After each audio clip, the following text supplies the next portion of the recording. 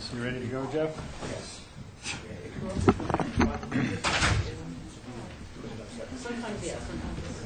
Okay, so let's begin the Nantucket Conservation Commission meeting for February 18th, 2014. A couple of announcements. Please turn off your cell phones, and please take any extraneous conversations out into the hall. We are making both an audio and a visual recording of this meeting, and are we live? Yes. And we're broadcasting live, so we can't edit you out if you need that. And anybody else that records any part of this meeting needs to let the commission know. And with that, we'll go to the public meeting, public comment. Anything from the public on matters that it won't be heard tonight? Okay, seeing not. We'll go to the public hearing, notices of intent. And the 3 Lily Pond at 27, 29, and 31 North Liberty Street have all continued till March 18th. And as has the Old North Wharf Cooperative Incorporated. Again, that continued till March 18th. I have one more. Too. Okay. And then the Daisy Field Trust, SHPO trustee at 78 Nantucket Road, they've also requested a continuance, but their continuance is to the 4th, so to the next meeting. They just, without their file number, are not being able to close. And then they also filed for an adjacent lot that's kind of tied to it, that's up to the next meeting. They just thought it was easier just to do it together. Mm-hmm. I think it was also because they were last. Okay, if there's anybody here concerning those hearings that can't come back or send in written comments, please let us know. Real quickly, too, since we did continue them kind of late today, the Lily Pond ones, I think it was their intention to get us some new information since they haven't really provided anything as part of an update. So hopefully they'll have that in for the 15th. They just wanted to have current information and proposal in front of you guys. So. And the packet's very repetitive on that. It's pretty much the same. Yeah.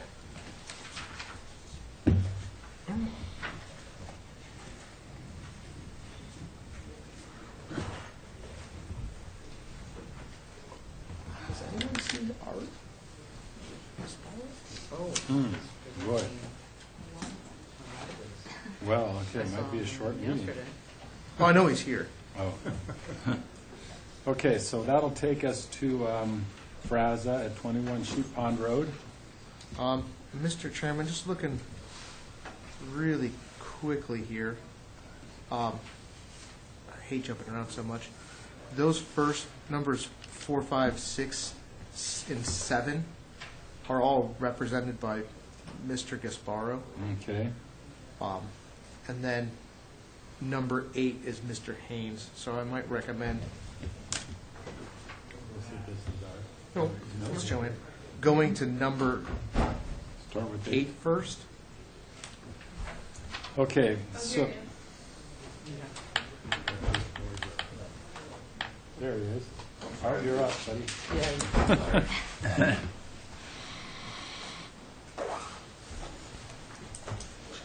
So that'll take us back to Fraza at 21 Sheep Pond Road. Unless you need a couple minutes, Art, we can. No, I'm fine. Hey, sorry about that.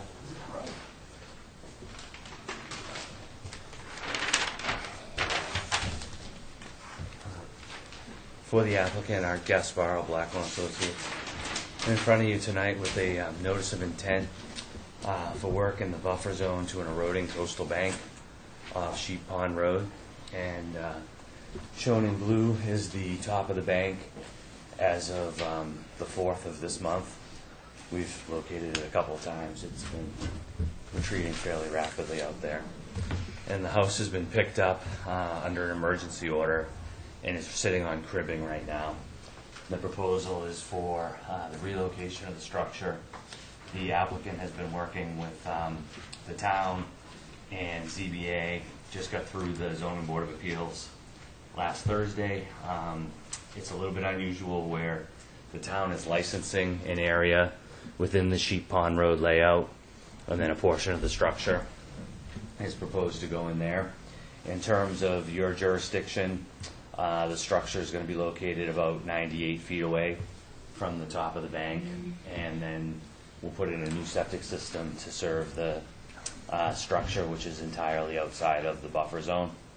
So the proposed work is to restore the area just with grass seed, and level and grade it out where the structure was moved from, and that's really the extent of the work and the proposal. Okay, was there any heritage issues on this one, or?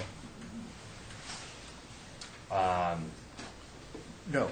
No? We have also exceeded their time limit as well. Okay. This well, are you also moving the well? No, we use the existing well, and we showed that on the plan. Okay. Any questions for Art? Or anything from the public on Plaza?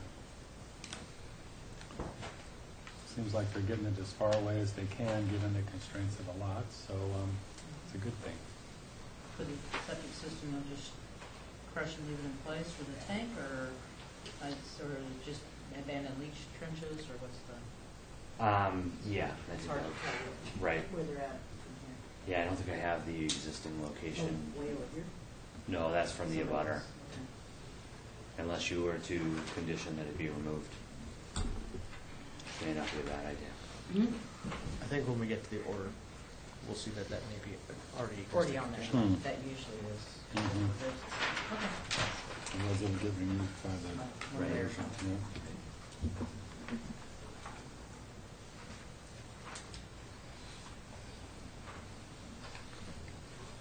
So if there's nothing else, you ready to close, Art? Yes. I have a motion to close the hearing. Second. All in favor? Aye. Aye. Any opposed? That carries unanimously. Thank That you. was expedient.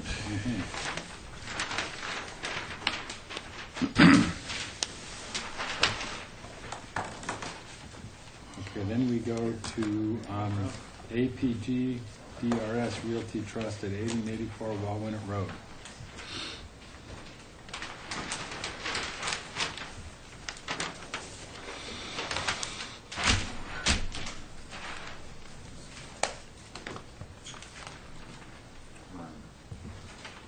Once again, for the applicant, Art Gasparo, Blackwell Associates, I am before you tonight with the second public hearing for the application for sand drift fence out at 82 and 84 Walwinet Road. This was the site that, following the first public hearing, we also had a site visit and walked the beach. And we've made several changes to the plan based upon the input that we had from you, as well as a discussion I had with the Natural Heritage representative. I will start off by saying we don't have sign off from them because we've just revised the plan, so we will need to continue tonight. But I wanted to present the changes to you in hope that the changes meet any of the concerns that you had. And the big one is to remove the nourishment component. I think that there was a lot of concern with burying the eelgrass that was on the beach, and there was also from Natural Heritage concern with, as well as for yourself, the construction access that we were going to need through the buffer zone in order to deliver that sand. So we've changed the proposal to use shorter posts and to install the posts by hand. So we'll have no more construction access, no more machinery down there.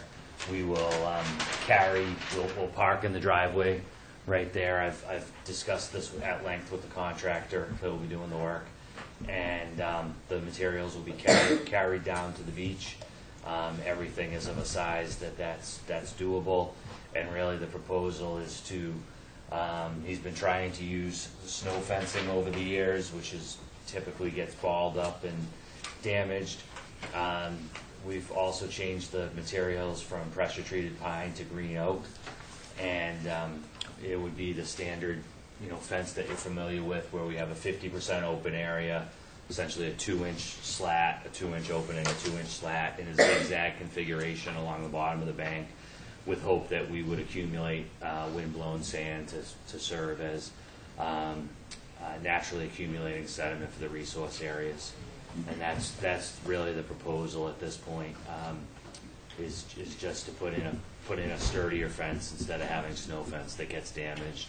With all of the work, the installation of the posts will be done with a 2-man auger, so they can carry that to the beach, and it runs off of a hydraulic generator or electric generator that powers a hydraulic pump to spin the auger, and that would be that's really the extent of the project at this point. Now that it's been revised, I'd be happy to try to take questions or concerns. I think I didn't go now since there was no nourishment and do the locations of all the salt marsh grasses, but certainly I don't think there was anything within, the 8 feet of the bank that was of concern. That was my question. Are you going to water the beach grass? There you go. Probably right, but again, it would be hand watered just during a period of establishment. I think that anyone that really spends the money and puts the grass in just until it starts to take root is, but that would consist of a garden hose and a hand sprinkler, or setting up a sprinkler and having someone move it. And the beach grass would just go into the bank that's there just to try to supplement it.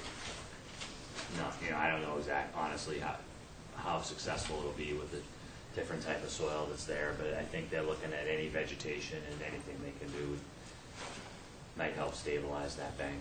Are you changing the length, did the length of either the beach grass or the fence get shortened, or is it the same length as proposed? No, I left it the same across the two properties. Okay. So it goes from property line to property line. So it's what you saw staked out there. Mm-hmm.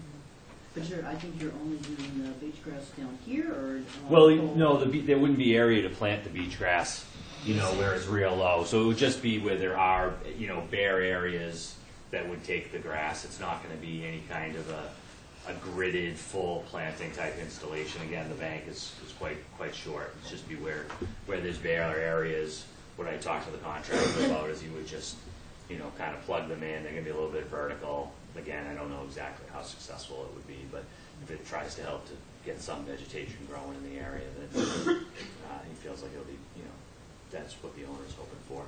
But in the same habitat? Same, yeah, no, exactly. Thanks. No raking it, no, just putting plugs of beach grass into the bank that's there. Okay. Any other questions from the public or the commission? Okay, seeing not.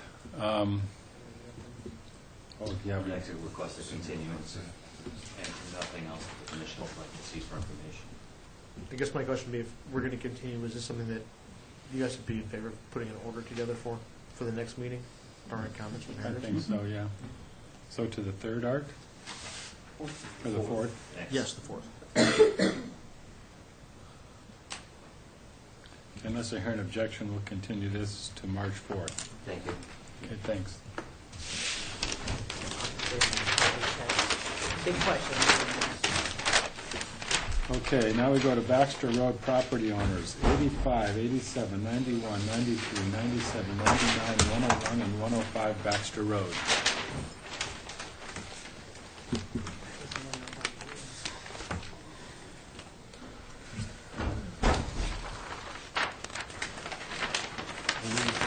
This is the same we went over last time. We were just waiting on. You had just given us the plan at the last meeting, Oh, right. so we that's are why. leaving it open for any comments from the No public. comments. And we haven't received any additional comments or questions. We had just gotten this at the last hearing, so we wanted to leave it open for any public. Okay. I haven't submitted anything new. There's nothing new. No, the drainage is done. This is This is the plantings on the existing bank. To fill the conveyor belt locations, the reduced qua fiber rolls. I don't believe there was anything that was requested of me at the end of the last hearing with the reduced scope of the work.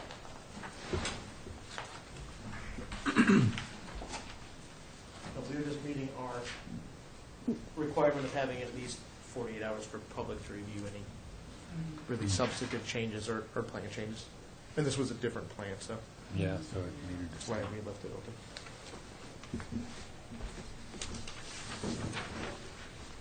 Anything else from the commission? Any new thoughts or questions come up, or the public?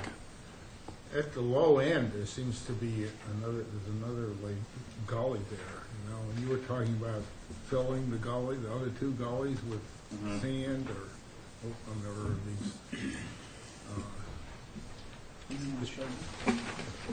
there's a gully right above the way here on the furrow land. So where, And I think you have two other ones too, so are you gonna do the same thing there, or? no, I would say it would have to match the plan, which is the two gullies. That it would just have to be sand. That I think is that where when they're already filling over the edge, it's kind of getting to It's the one it's right near the viewing area there. Yeah. What I did was, if I may, just on the plan was that's right here, this gully. Yes. So that's outside of what the planting is proposed. Oh, I see. Because they okay. had me That's right. they had me reduce the scope to keep it above the tubes. Right. You have some kind of guess of what kind of volume of sand you're going to be adding? I do, and I had that for the last meeting. I think it was 4,000 to 6,000 cubic yards. And these core rolls are just in these two locations? Just in the gullies. It wasn't in our packet, so we're just trying to Yeah. refresh your memories. So just in those two locations? That's correct.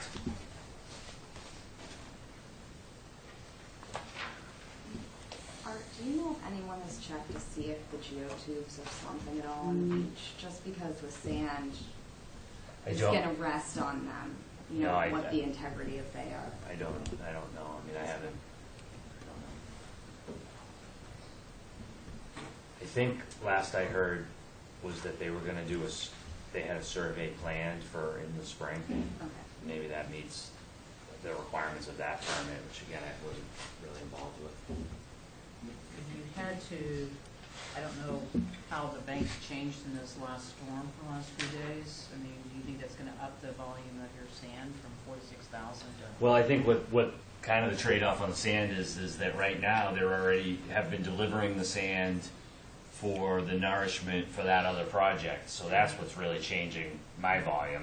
One day I'm calculating and it's a convex bank, and the next day it's a concave. So, I think that the best answer there is to give, what I did was the length, the height, assumed a veneer to come up with a volume, but that they need to, continue to, and an appropriate condition of this order would be to report the volumes that are delivered. How they segment that from the other one, again, though, once this is planted, they're going to then go to a different method, and then it would be easier to know which goes to which. But that's What are we talking about, a different method? Like what? That's what Jamie talked about, the trestle and the tube. Well, when would that be, after you? As soon as- And after they plant this, right? Because the idea, the Would there be reason, a condition? I mean, Well, they'll just, They won't have a choice, No, I mean, that's yeah, okay. a little tricky to condition a different project in this project, but I think that, especially a project that doesn't really have conditions on it right now, but yeah, ultimately that would be a project that would be tied to the GO2 project. Right, okay. and if I may just add, they're not, what they've told me, they're going to want to do it that way. They're not going to want to damage the grass that they're planting. And if you see how they deliver it now, you're not going to be able to do it that way over all this grass that you just paid a lot of money to plant. Is the timing going to be really critical then on when you put the grass in, because it has to be after any storms are anticipated? Well, hopefully it is going to fall. That's why they really pushed on me on this to have this in, because hopefully it's after winter storm season, planted during the growing season, and then prior to summer. So sort of in April, May, where you're hoping at least that once you make it through March, you've made it through the winter storm season. Yeah, The worst of it, but it'd be yeah. ridiculous to put this in next week, for instance, because it could get all washed away. No, we have appeal periods and whatnot as well. okay. Well, anything from the public on the Baxter Road project?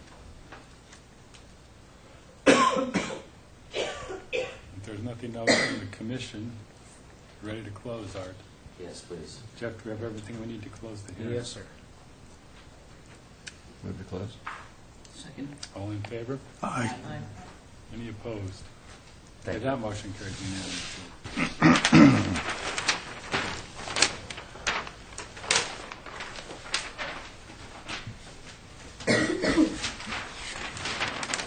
Okay, so then we go to Bucas 3, 73 Squam Road. For the applicant, Art Gaspar, Blackmore Associates. This is the second public hearing. We presented this application at the last meeting, and we held it open for a file number, which has been issued. And in the meantime, I did submit a revised plan, which has only one change to it, which is a proposed well to serve the structure. The well is located outside of the 25-foot buffer zone. The options for the placement of a well are fairly limited, given surrounding septic systems and resource areas. The overall project, just as a quick recap, is to remove an existing structure and construct a new single-family residence with associated landscaping. We have held the silt fence and limit of work close to the 38-foot line, if you will, in order to preserve the 50% no disturb between the 25 and the 50, and the structure is outside the 50. The only waiver we've requested is for a 2-foot separation distance to groundwater, and we have area outside of the buffer zone that we could do dewatering activities. And with that, that's really the extent of the project. It's really residential redevelopment within mostly existing lawn area.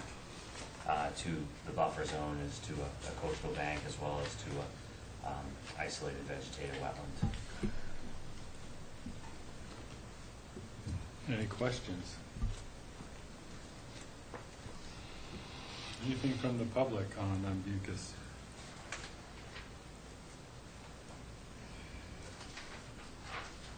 Okay. You ready to close, Art? Yes, please. Jeff, do we have everything we need to close? Yes, sir. Do I have a motion to close? So moved. Second. All in favor? Aye. Any opposed? Thank you. That motion carries unanimously. Moving right along here.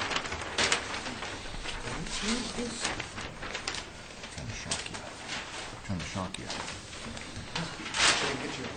Okay, James B. Creck, a revocable trust at 40 Pocomo Road.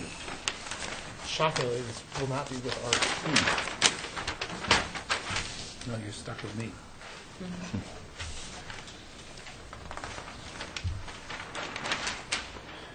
David Haynes for the applicant. This is a continuation. You asked for some additional information. Also, Attorney Dale brought up a couple of points.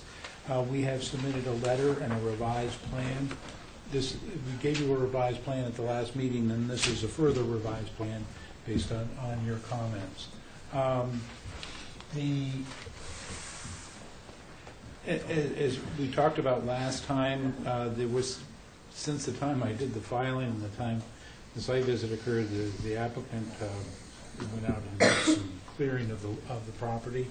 He thought he had permission to clear down to the 25-foot, and he cleared down to basically the 25-foot in one area a little bit closer. We have shown that on the plan. He did stay pretty well outside of the 25, except for right in this area, right in there, right at the curve of the driveway. And so we've shown that. We've got a limit of work line. This is a revised limit of work that's a little bit more realistic in terms of getting a walkway around the house and a few other things. But it still stays outside of the 25, and it also alters less than 50% of the area between 25 and 50 on the property. Actually, it doesn't. We didn't even calculate this area over here, but over in here. But it's definitely less than 50%. We have also revised it on Laurentide's comments to install a culvert, and there's a ditch in through this area. We don't know what the purpose of the ditch. The ditch is well above the height of the wetland. It may have been an old overflow thing, or it may have been to prevent access. You know how sometimes they're digging ditches in the middle of nowhere out here or they did, to block traffic or property lines or something. I don't know what it is. But we are installing a culvert just to be safe, a 12-inch PVC culvert. The commission had concerns about the width of the driveway and whether it was adequate or not. We have since talked to Toscana and a few and widened the driveway. Basically, we widened the driveway out to 12 feet in most areas, and then as it goes around this curve, we widened it out to 14 feet, and we're still maintaining our 25-foot setback off the wetland boundary by doing that. However, moving that, in talking to Toscana about moving the house in, the dolly that the house is going to be riding on is quite wide, and if we don't, we're asking the people over here for permission to go onto their property to make the curve, and we haven't heard back from them. If we can't do that, we would like to put a couple of plates down in the 25 foot on top of the cut vegetation. No new vegetation will be cut. A couple of plates or mats to drive upon, and then we would, after the house got in, we would remove those plates and let the area revegetate. We would also monitor the area to make sure the plants were going to come up. If they didn't come up, we would replant with shrubs, indigenous shrubs, 6 feet on center, and tree saplings 15 feet on center. We have asked in the supplemental information, we have asked for a waiver for this activity. There's no other way to get into that part of the property and bring the house in. This is a relocated house from down the street that we're bringing in, and so we're sort of dictated by what the size of the house is. And that's the only way to get to this portion of the property. The rest of the project can be built with no waivers and no intrusion into the 25, no permanent intrusion into the 25, and no other waivers will be required. Mr. Dale, he wrote a letter, and he brought up a couple of things. He thought the area was in an endangered natural heritage habitat area. It is not. I double checked it. I checked it before and I checked it after he said that. It's not within a natural heritage habitat.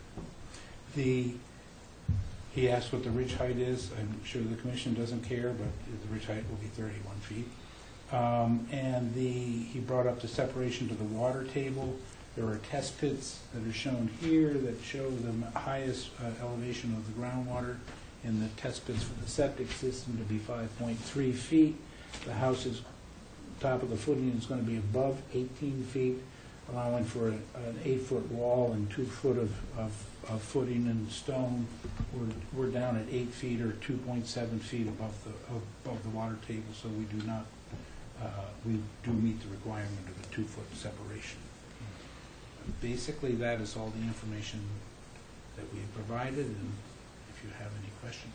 The areas inside, like in here that were cut, that are inside of the proposed limit of work, will be allowed to regrow. They'll be allowed to grow back.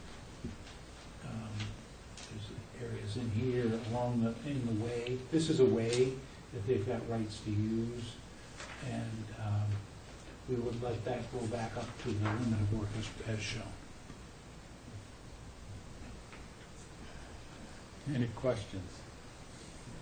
What kind of plants were cut and that the plates will be resting on?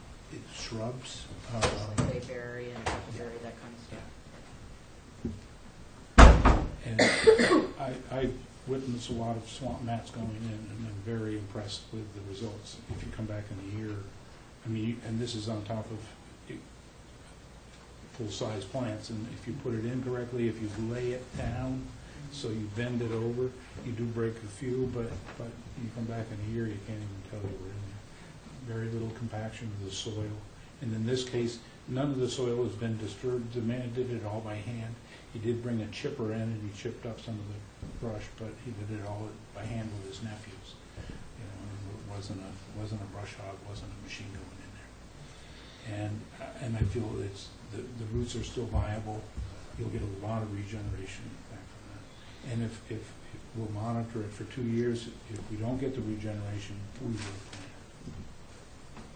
Is the electric pole also coming down that same road? Yeah, it'll be in After the house is moved, then you'll run like conduit. Right? underground. And then is this the one that has a culvert too in that? Yes, this has the culvert.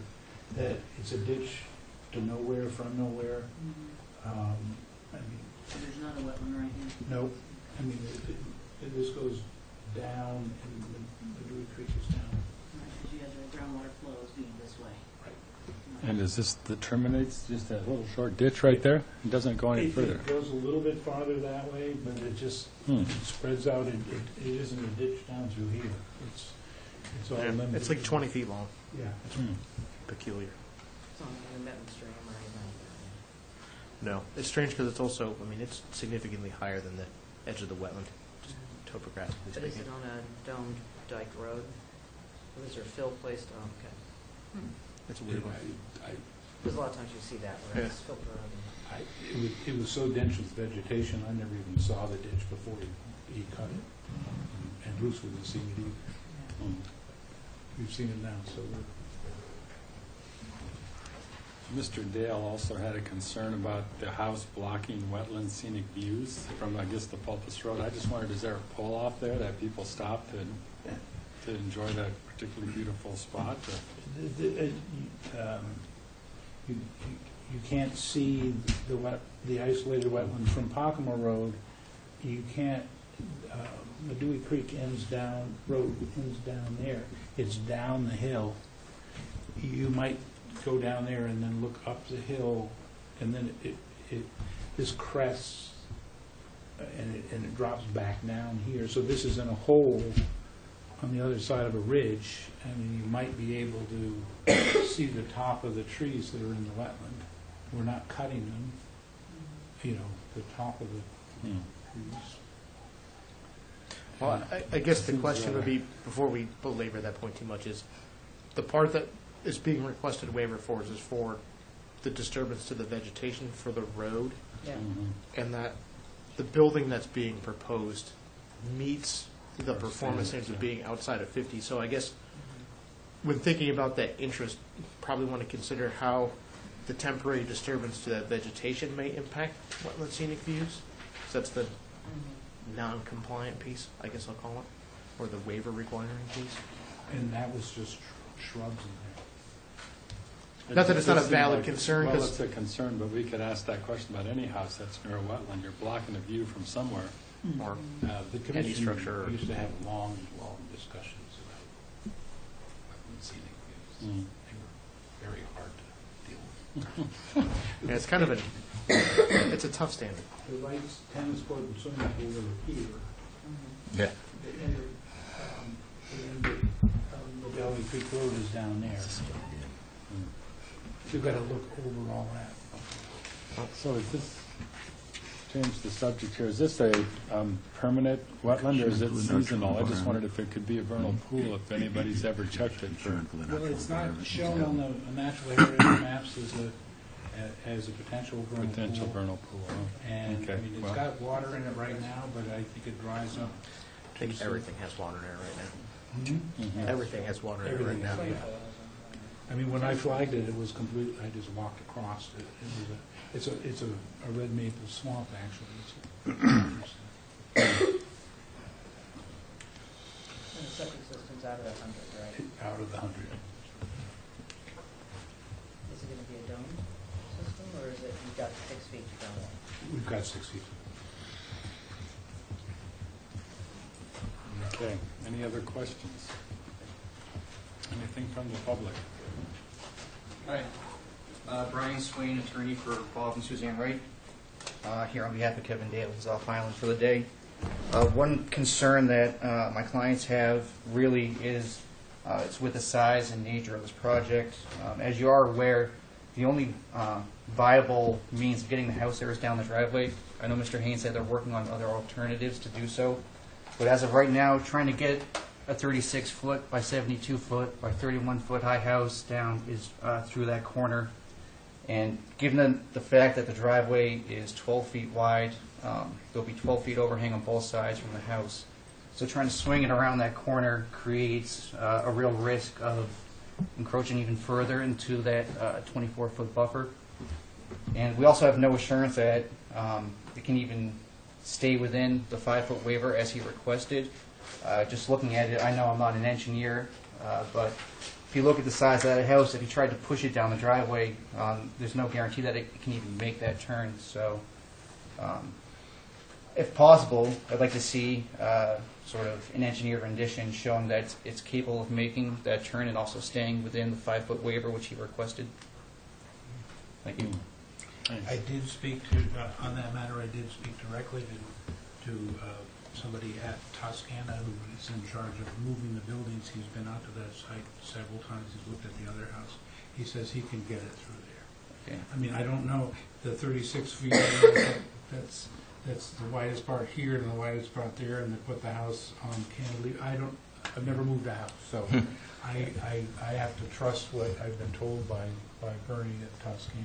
Okay, I understand. Just for the board's sake and my client's sake, some sort of assurance that they stay within the 5-foot, because you get 5 feet and they turn the corner, it doesn't work. You put more and more mats down, there's just a greater likelihood for more damage to the area. Do you know if they're going to cut the house in half? I think they're bringing it in whole, is what I've been told. Maybe if they cut it in half, they could do it.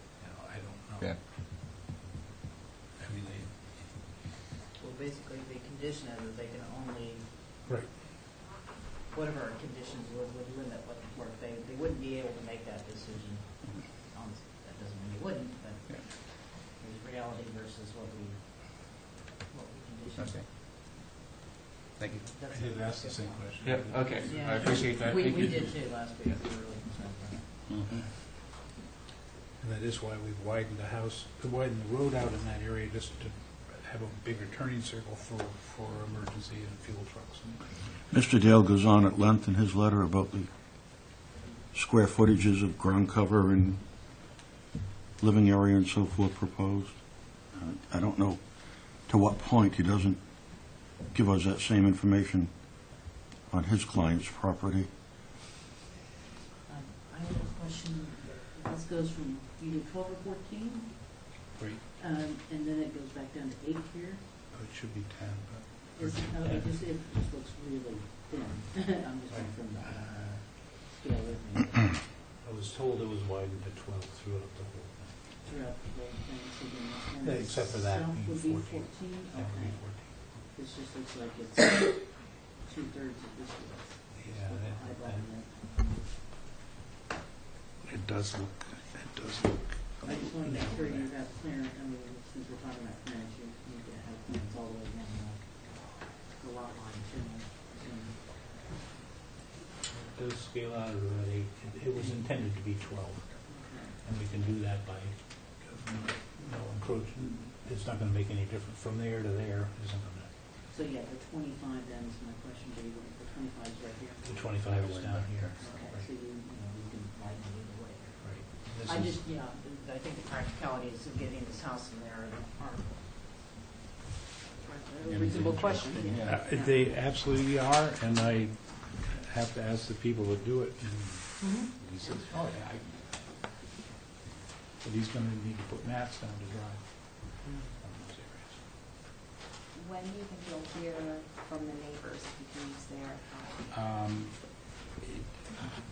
The applicant has tried to contact them. He has found out there was a death in the family, so we don't know. We can't assume that they're going to have, if we close today, we have to assume they don't have permission. And We can't just guess on something like that. and there's a time crunch. The house has to be moved. And If they don't have permission, they'll have to come back to us for Well, they Well, have permission for what they want to do now. We just, Yeah. we have to assume they don't have any more room that way. They might get it, but They might, if we rule on it tonight, then we're assuming they don't. That's fair to say. That's why I wrote it the way I did. I would say, if we're putting together conditions at some point, condition it for the maximum, obviously, Disturbance. the maximum disturbance. And then if it's less, or they get extra space that direction, that makes it much easier to comply. Mhm. So, Yeah, that's all on them. yes, And then they have to. compliance is always on the applicant. Is this a site where a silt fence is even more critical as far as that it's taller where the house is going and it's a dip to go into the wetland?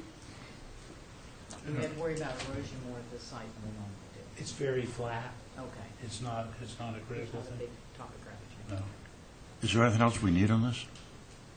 Well, we're still asking questions. Is- Are there more questions? You've got something else. Oh, Ms. McKinnon. Thank you, Mr. Chairman. Emily McGinn for the Nantucket Land Council. I just wanted to bring up, actually, the point that you just made about it being a potential vernal pool. I was looking at the aerials on this today, and I was wondering the same thing, because I think the newer plan maybe says no water at time of survey, so it seems as though at least a significant part of it probably does dry up, and from the aerials it looks like kind of a red maple swamp, and it's obviously an isolated wetland, and It is all of those. yeah, and so it obviously has a lot of the characteristics that would define a vernal pool, and I know that our local regulations extend further buffer zones to vernal pools and allow for the protection of vernal pools even if they're not explicitly certified by the state, as long as they have all of the appropriate characteristics. So I just think it's important for you guys to discuss that a little further. I know in years past, the commission has either chosen to protect something as a vernal pool or has even held some applications open to try to determine for sure by doing some surveys in the spring, which really would just be in another month or two now. And I'm just bringing all this up for you to discuss. Obviously, I know in the past when the commission has protected vernal pools, if there's been standing water or determined where the high water is, then the vernal pool buffer zones are usually set from where the high water is, as opposed to just the soils. But I think that is important to consider, because the local regulations do allow you to protect vernal pools that aren't already certified, as long as it's demonstrated that they have those characteristics, and if you guys determine that it is a vernal pool, potentially a vernal pool. So I think that's worth some more discussion. I did look at this site last year in the spring, and I delineated the spring in like April, and it was completely dry at that time. This year it does have water in it over the winter. We are not proposing to do any work in the wetland area. Actually, not to throw a monkey wrench, there may be some work in here because there's debris that's dumped in here, and there's wood that's been piled in there by the previous owner, and the new owner is sort of pulling that parts of fences and junk that's piled in there. So, but there's no work proposed in the wetland area, and we're getting back to a greater than 25-foot vegetated buffer. So we're not preserving the area and preserving the vegetation around it. He would like to be able to move the house. He's got a moving date in April, so we'd rather not hold it open for that. But he does intend to preserve it and not do anything in it. I guess I just to remind the commission that, because the regulations require a 50-foot undisturbed buffer to an actual vernal pool and a 75-foot no structural buffer to a vernal pool, so there is a significant difference, which is why I'm bringing it up, depending on where the actual vernal pool is. And I mean, realistically, what it would require would be to go out and just see if there's fairy shrimp in the vernal pool, would give a solid yes or no in another month or so, but obviously. Now they're frozen. Yeah. So there is a significant difference in terms of the protection that the regulations require if it is a vernal pool resource area, that kind of habitat. So I think that's really important for the commission to consider. I mean, we have done due diligence and checking the natural heritage potential, they looked at the aerials too and determined whether something they think is a potential vernal pool. There are other ones in this area over off of Linnet Road. When I did look at it last year, it was dry, so it wouldn't have been a vernal pool last year when I did do the delineation. This year, it does have standing water in it. It does have similar, it is a red maple swamp. Jeff, could you review our local regulations and how we deal with these kind of situations? Sure. 4 minutes.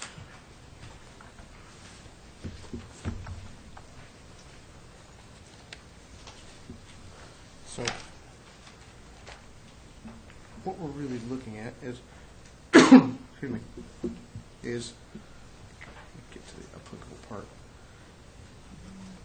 So we have here, any inland resource area as defined by Chapter 136.3 of the Nantucket Wetlands Protection Bylaw, within which any state rare species, plant or animal officially listed by the Massachusetts Division of Fishery and Wildlife, an area defined as a vernal pool in Section 1.02 of these regulations, any species, plant, or animal the Commission has recognized significant as defined in Chapter 136.1 of the bylaw, or any inland resource area, any inland wetland resource area falling within any of the most recent estimated habitat maps of Mass Natural Heritage, shall be considered rare significant species.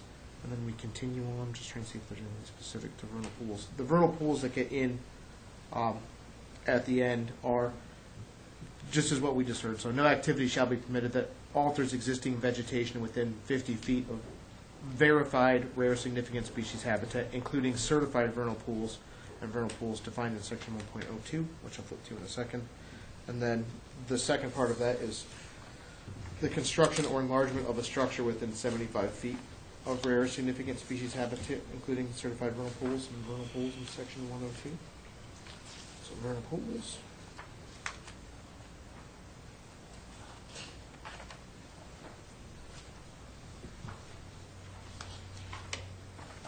Interesting.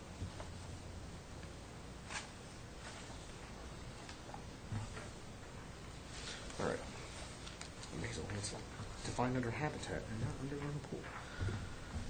So vernal pool habitats, regardless of whether the site has been certified by Mass Natural Heritage, are defined as confined basin depressions which at least most years hold water for a minimum of 2 continuous months during the spring and or summer, and which are free of adult fish populations.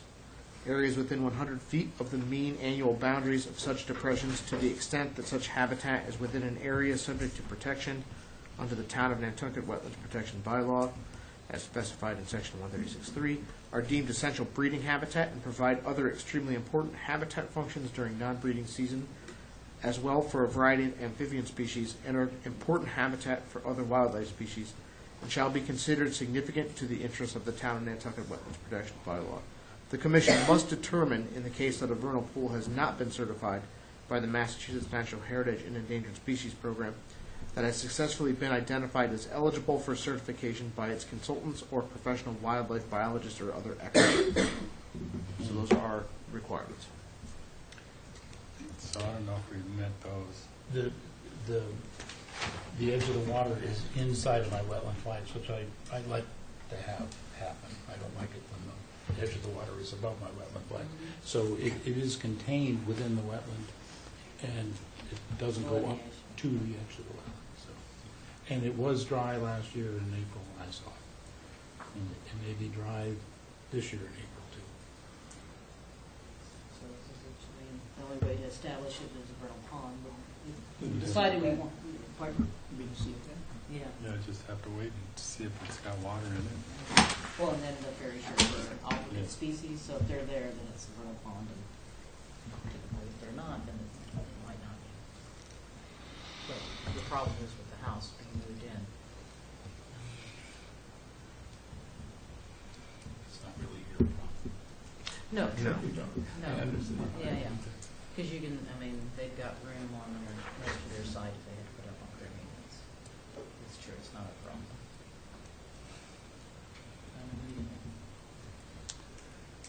I don't know, it would be good to know if that's a vernal pool or not before it's all, the work is done out there.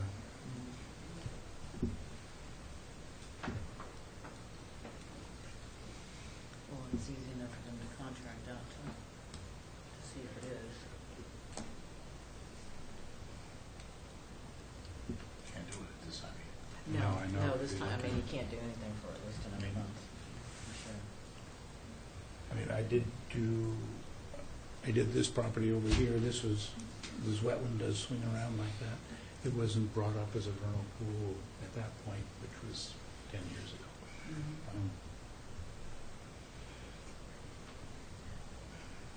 I mean, since you are requesting a waiver to encroach further upon it, it probably is good if we figure out if it's a vernal pool. If it's a vernal pool, it's going to be, They're not gonna be It's able to not, it's not, they're going to put their house in there. At least in that spot, they still have They the would have to put it in. other side over there. it doesn't, we looked at this area first, and it doesn't fit with zoning, and it didn't fit in here. Because zoning comes, there's something fun, though, the property line isn't, the road's all the way out here, it looks like you have all this space, but actually the property line is in here, and it doesn't fit in there. Is that the red line and 5-foot setback?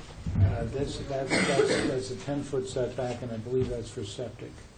That was for septic. And the zoning setback,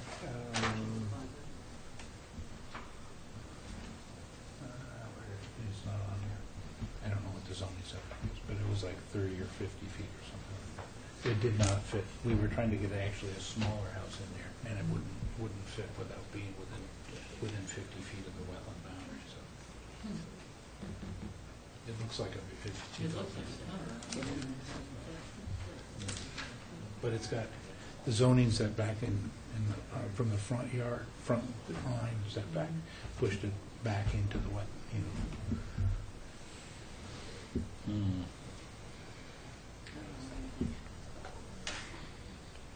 don't know, it's a good question. I mean, if it's a vernal pool, it's a vernal pool, that's that, red maple, one of the. Well, they can be red. I mean, there's the one out at Squam and oh, yeah, I mean, but they can't. McDowell. Red maple can survive.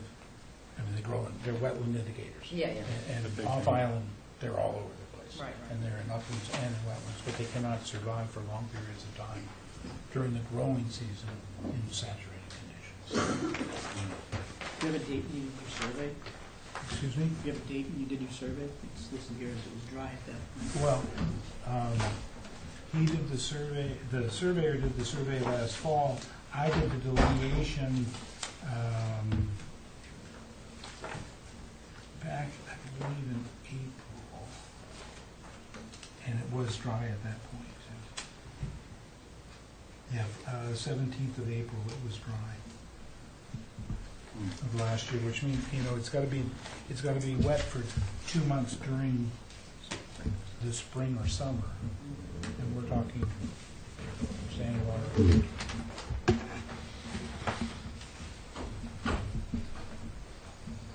That's why. Well, do we have any information that indicates there is what do we have? We have speculation that there could be a vernal pool here? We don't have any proof either way if it is or isn't. No, so we've got a suggestion that it's the kind of area where that could happen.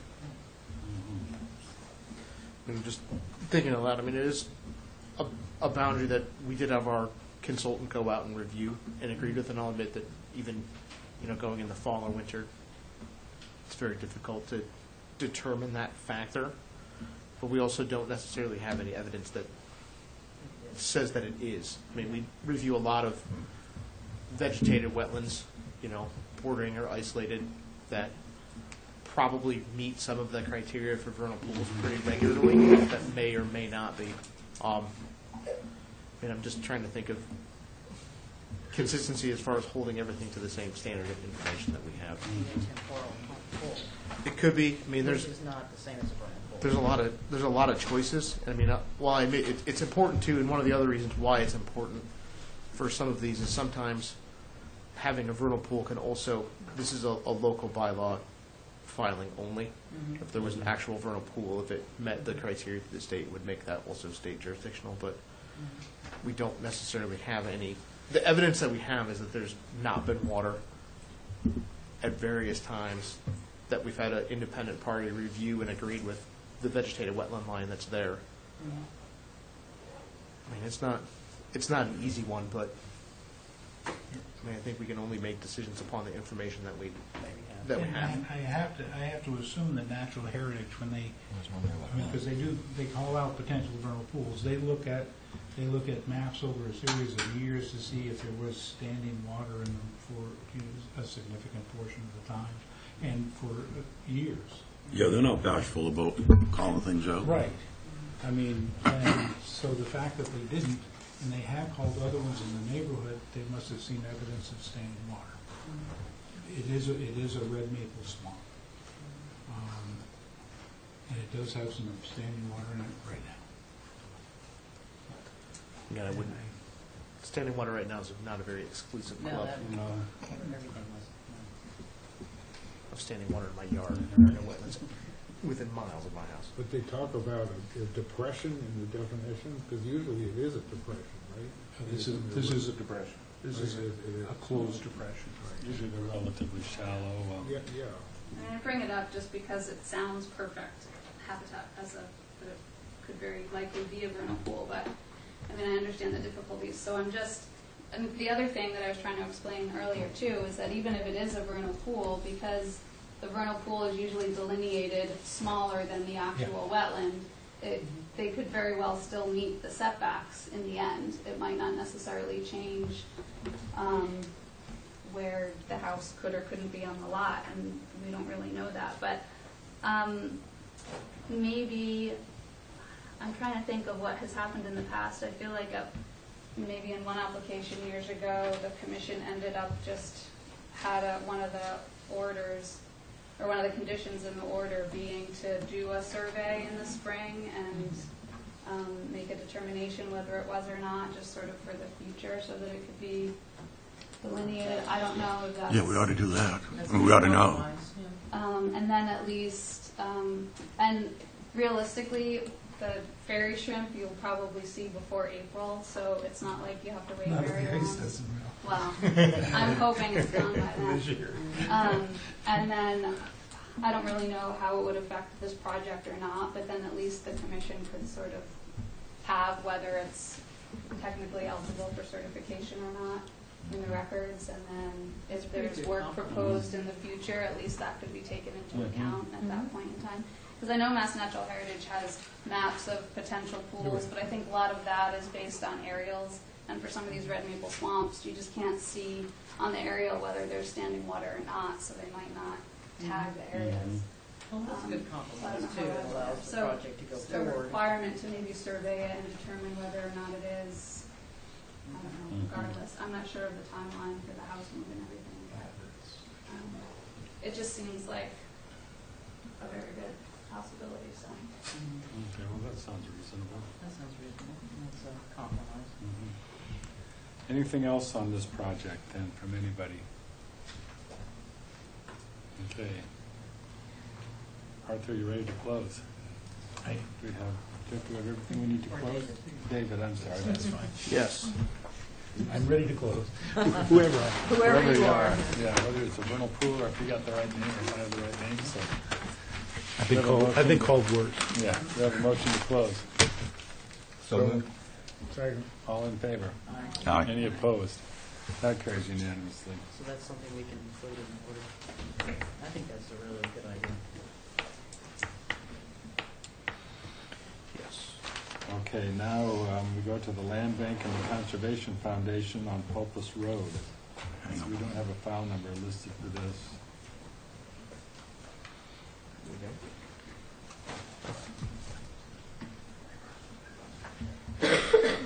You want to know? I also have some color stuff, and I'll leave this with you. Perfect. For the applicant, our cast file, Blackwell Associates, along with Rachel Freeman from the Land Bank and Karen Beatty from NCF. I have a plan for you, which I will leave. And we will have to continue for file number and final sign-off from Natural Heritage, but I wanted to get this project in front of you in case there are any questions or concerns that you may have with the application that you want us to address in the meantime. Also, this was submitted with the application, but I blew it up to, is it an 8.5 by 11? I blew it up to 11 by 17, and I think it just is very just clear, much more clear for you in terms of what's being proposed where. And I'll go into this.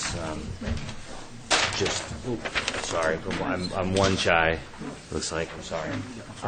This application, or maybe one shy, is for really net benefit maintenance type activities on the old Norwood Farm Jensen property, known as Norwood Farm Trust, where we've had over the years several discussions and different permitting that's occurred. You guys want to just wait a minute? Yeah, that's right. Thank you. Okay, I'm so sorry. No, that's fine. And so, working in conjunction and for the Land Bank and the Conservation Foundation, who are the, there's two large parcels of land here, and each of them owns one of the parcels, and there are cross easements. I suspect that you're all familiar with the purchase that they made of this property. The work that we're in front of you tonight to permit is for a few different maintenance type activities and a couple of improvements. So what I've shown on the plan to start with, what I see as the improvements, have to do with there are some existing failing and failed culverts on the property, and so up here in this area, which again they're also shown on the color sheet, we're proposing to replace what I see as a semi-crushed old, probably 50-year-old type pipe with a couple of ductile iron pipes. And you know, I always like to have redundancy and advocate, you know, using two culverts instead of one. If one is clogged, then the other can remain open till such time you can do your maintenance to clear that. So that's being proposed in one area. Again, that's underneath what was an existing old farm cart path type of a road. There is another area where there's an existing timber bridge, and that's actually not in too bad a shape, so Prosen just wanted to put it on the plan that it's not a large replacement, but to be able to maintain that in the future if needed. It's fairly small in size. There's another area here where we're proposing to put in a small elevated walkway, just a small boardwalk with, that would be right here.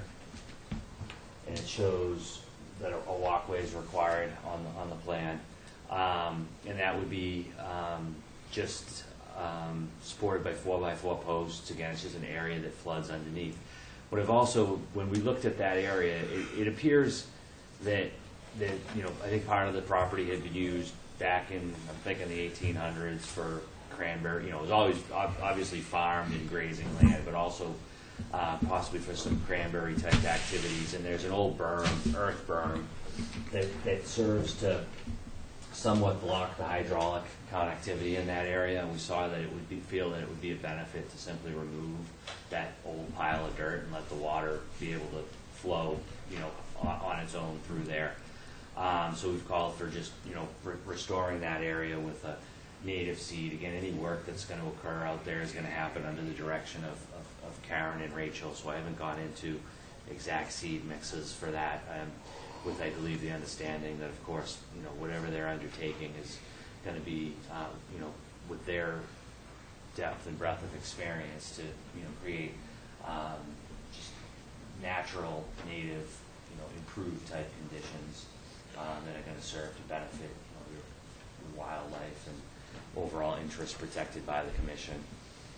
There's one area that has, I think, what I would see as probably the most, from an engineering point of view, substantial or difficult piece of the overall application, which is an old filled, there's a culvert of some sort that's in there.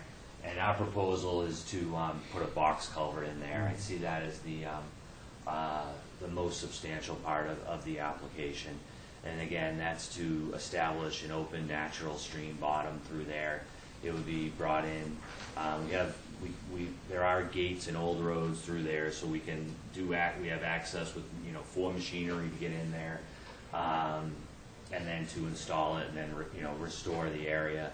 Probably some conditions in the order in terms of providing post-construction photographs and annual reporting, perhaps for a year or two, to be sure that everything is stabilized. So that's really I think the most substantial part of the application.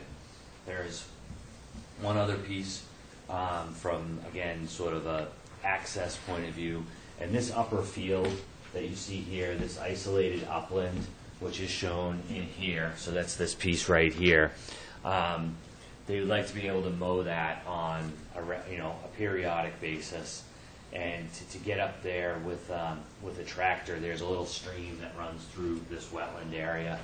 We looked at whether or not we should be looking at trying to do an open box culvert in that area, some kind of bridge. The truth is, to span the creek, it's a brook, stream itself is fairly narrow, but you can see that the resource area through there is actually fairly wide. To try to put a structure that spans that whole thing for tractor to go through every few years certainly seems not in keeping with your interests or the property or what they really want to do. So what we've done is to propose just to use some mats that would allow to span the stream. They would only be there for the day or two that the tractor is there, and then you would take it away and you wouldn't have it again for a year or two. They're looking to do, the work is very well described. The narrative that's included with the application was prepared by Rachel. I really should have put something on there on that. I don't want to in any way take credit for that. That was, there's a lot of information there in terms of, I have been working with both Karen and Rachel to develop this application. And in terms of the successional type mowing that they're looking to do, it's to promote, as you know, the previous owner had mowed large, tracts of this land, and it did help to establish some, more open grass plain type areas. And they're looking to, any of the work that's proposed in this application is within the scope of those areas. We're not looking to go further, except with the exception of perhaps a slight bit of work related to St. Andrew's Cross mitigation I would say enhancement for areas. That was the only piece. So the overall scope of the work is really to improve the habitat, improve the conditions, do so under again, the NCF and the land bank working together, sort of resource ecology protection. The property is gated so that while there are some old car paths which would be maintained, there's not vehicle access open to the public. They do want to have the ability to go in with vehicles themselves for maintenance activities, for very limited type research, if you have people that they want to escort in there, and perhaps for folks that may have certain disabilities that they may want to bring in a certain case to be able to give them the experience of the property again on the roads. Other than that, the property will remain gated, and so that's really the overall scope of the project, is the two culvert replacements, the short walkway, and then to be sure that it's acceptable to the commission to use the mats on a very temporary basis to span the stream. There's a brush cut road that runs through there. We've looked at it. There's one small tree out of the whole thing that they feel like they might have to take out, that they would rather not, but out of everything, a property of this size, in order to facilitate the access and maintain it down through there. There's a small wooden footbridge back in there, and there's deer trail, hunting, walking type paths through the area. So that, and again, it would be, the previous owner had gotten up in there with machinery, and it would be to sort of follow that same path to mow that upper area, which really is a sort of a unique little, I always called it the sanctuary when I refer to it. It's so sort of, you go through the wetland and then come up open, and it opens up. It's really pretty unique. And with that, I'd be happy to take questions, or if there was anything that Karen or Rachel wanted to address, or if you had questions, they're also here. And like I said, we will be requesting a continuance, so I don't want to take too much of your time, but I do want to be sure that if you had any additional information that you wanted from us, then we could prepare that before the next hearing. I just have one quick question, Art. Down here on number 7, it says to be rerouted in the upland, and it doesn't show where that rerouting. I know this is a low spot down. I remember when the fire truck got stuck there. Right. So that is a wet spot down there. So That, I think, is actually goes then off of this property and onto NCF property. So we may, yeah. Okay, so it'll just cross down here. Right. Okay. So they just mean. That's right. That would be. Oh, okay, it'll just cross that line. So it looks like it's already down there anyway. This is the property line here. The adjacent property to the south is also owned by us, though. Right. So it's Yeah. on NCF, but I have a couple of quick questions. The green line, is that a new trail that's going in, or is that? there's an existing walking trail up and through there, Okay. and so it would just be maintained as a pedestrian path, Mhm. but with no enlargement, no improvements, no walkways. But it's a pretty really great trail. It's probably mine. So this is the parking, the current parking Yeah, area, which yeah, is right off here. of off Yeah. of Almanac Pond Road. That's right, where, Mhm. yeah, and that's on the land bank parcel. Could we get a picture of the area that you're going to? Span, Yeah. yes. Just for the next. Is And that that's only. number 5? Is that what- Yeah, no, I think Yeah. that's number 5. Yeah, that's the area. Well, there's the pre-existing one, and then the temporary infrastructure. Yeah. I just wanted to see what it looks like. Just out of curiosity, would it be helpful to everyone, I know pictures of some of those spots, that if weather permitting for the next one, I mean, we could go out and do a field viewing out here, if it'd be easier for people just to see what they look like. I know we haven't at this I point. walk it a lot, but Takes yeah, you a as we little get- bit of time. Just be Yeah. prepared for Yeah, I that. mean, that's the you thing, know, is it would probably be the only site get that we down would. in there, and I don't know about the snow. No, The sure. snow drifts and whatnot. I saw it throw it out there, or Art can Yeah. take pictures too. Yeah. Yeah, when I wrote the management plan to submit the footage, I did take pictures of all the wetland crossings, and it was during the growing season, and I'd be happy to provide copies of those. Perfect. That'd be awesome, yeah. Probably the one I was just thing- looking for another excuse to go out there, to be honest. Oh, I go out there at least once a week, so I'm trying to. I mean, I still go, but it's really, So the Pulpus Road, this is the one from Almanac Pond, the Pulpus Road I can get entrance is paint right over here then? so. No, the Pope was over entrance is Right up, here. right up in there. That's by Okay. Stark's house. Yeah, Yeah, I'm right just there. trying to, okay, so I probably have watched this path. That's a neat one to find. Mhm. Because are these, the one coming out Almanac Farm Road, is that a relatively new trail? Yeah, that was when the land bank, I think, when they first bought it, that they made a little cut-in area. Yeah, So I've it's seen out on that that from the side. other too. side. Just a yeah. couple of cars, because before there had only been, like, somebody would park right in front of the gate itself. That was Mhm. kind of the only That was parking it, yeah. spot that was down there, right? And the mowing's only proposed for here, or do you have mowing? No, there's Lots of this areas. successional mowing that's proposed. There's another sheet that's with the entire application itself, and that's further described. Oh, you would, But they would be looking to do, regular, right, and I think Periodic. periodic buffer zone. I think it's probably described a little bit better in the narrative form okay. in terms of the areas. But I also included with the application a copy of the notice of intent aerial plan that had all the resource areas from a few years ago. And that, I think, shows really, what they're looking to cut. In other words, for most of it, it's to stay 50 feet from the resource area boundaries, but to be able to, not have, if they let it all go, it's just, we all know what it's going to become. It's just going to become pure shrub, scrub oak and impassable shrubs. So to try to keep it somewhat open for different plants and foraging habitat. But I included the approved plan from August of 2011.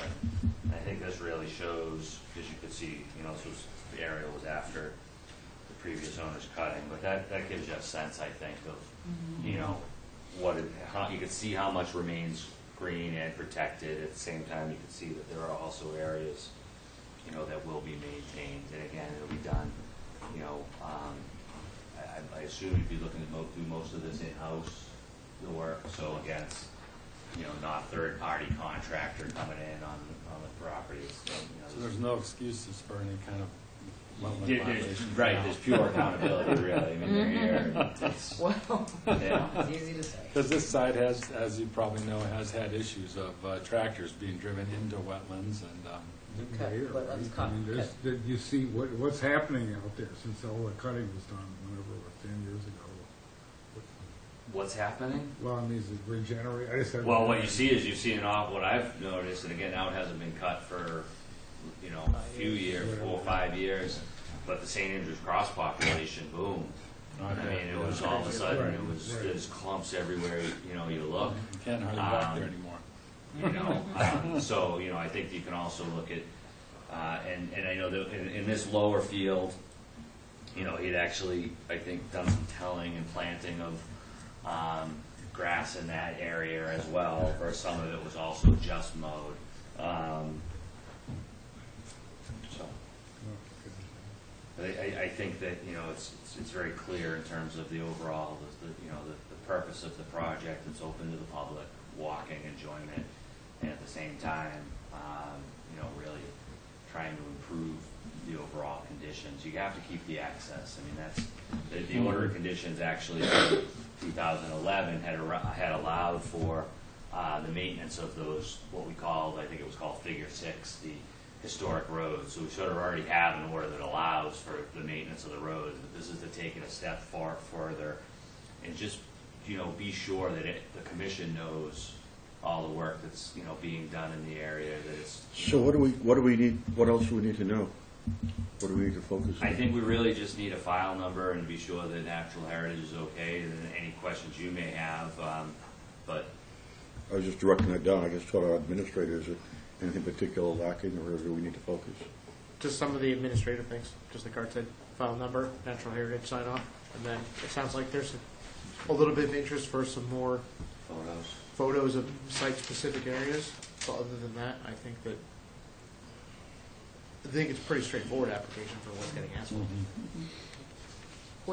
I have one more question about the sheep management. You're not, that's a rotating, we had an issue before at Holly Farm, of putting sheep in one place right by a wetland and leaving them there, which I'm not a big fan of.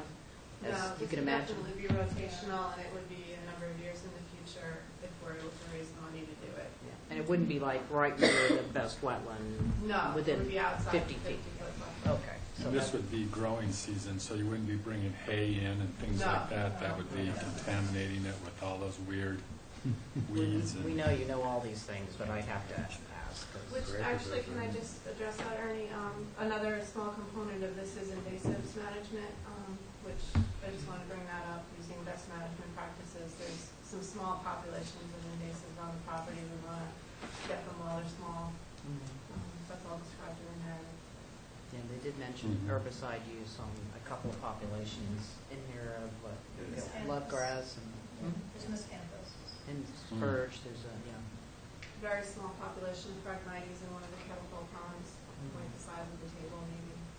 The other thing I wanted to just mention, Ernie, was you had brought up why no fire, and just with the wetland issues, and the fact that we're having trouble burning the areas that we already want to burn, that's why it was left out of this management plan. Not because it's not a good idea, but just the feasibility seems challenging at this point. I understand that. You did a really good job bringing up all the issues that Heritage might have, which I don't think they will, with burying beetle and harrier and whippoorwills, and so they're going through all of that and responding to. I think everything you're proposing shouldn't affect it, but.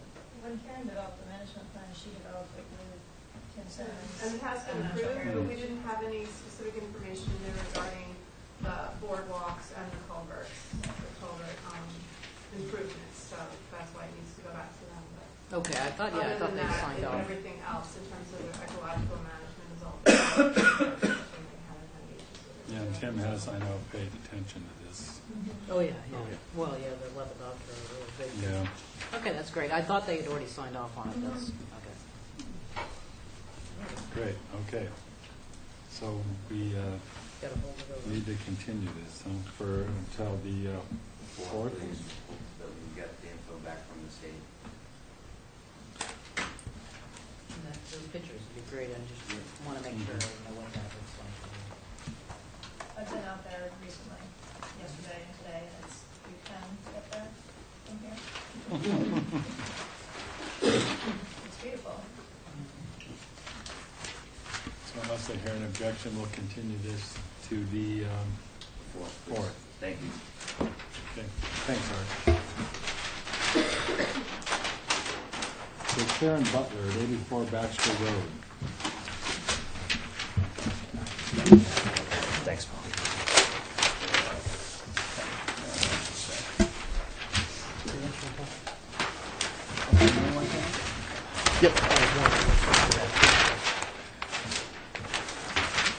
Thank you for the applicant, Karen Butler, 84 Baxter Road, Paul Santos with Nantucket Surveyors. This is a notice of intent application that came before you last month. We needed to continue as we did not have a DEP file number. We have since acquired that number. There are no issues with regard to national heritage. And this was the essentially renovation and maintenance work on an existing structure. That work occurring partially within the 25 and 50. There is no expansion proposed of the existing structure within that 25 to 50 foot setback. We did on the original application have a new shed that was outside the 25 but inside the 50. That component has been removed from the notice of intent. So we're strictly looking for notice of intent for, as I said, building and maintenance and upgrade within the 25 foot setback, building maintenance and upgrade within the 50 foot setback. The lines being, there's a wetland line along the backside of the property here, 25 foot no disturb is in here, and the 50 foot no build is in there. Waivers are required for the project as we are going to have to rebuild some of the foundation system underneath the existing garage area, which is being converted to living space. So I have asked for waivers for groundwater separation to the foundation system, and then also asked for waivers for the work that we're doing on the existing structure within the 25 and 50 foot setback. We've asked for these waivers under the premise that there is no reasonable conditions or alternatives that would allow the project to proceed in compliance with the regulations. To briefly go through what we have as an existing dwelling, we are adding a pergola and renovating the existing deck within the same footprint. We are reconstructing a shower along the back side of the house. We are removing a step and adding a new porch. That does occur outside of the 50, however, though, so that is new construction, but that's outside of the 50. And then just general, as I said, work within the dwelling, on the dwelling itself. No change to any of the site grades, and no expansion of the project within the regulated setbacks. The house has been there for some time. It does predate zoning, which is 72. There have been renovations made over the years on the project, but for the most part, the structure is essentially a pre-existing non-conforming structure. Happy to answer any questions that you may have. And as I said, the shed component has been removed, and that was a waiver requirement that we had asked for also initially. Any questions? I think the shed was our big thing. Yeah, that was the shed. Yep. Yeah. Okay, if there's no questions from the public or from the commission, Paul, you ready to close? Yes. Jeff, do we have everything we need to close? Yes. Close? Second? All in favor? Aye. Opposed? That carries unanimously. Okay, thank you. Thank you.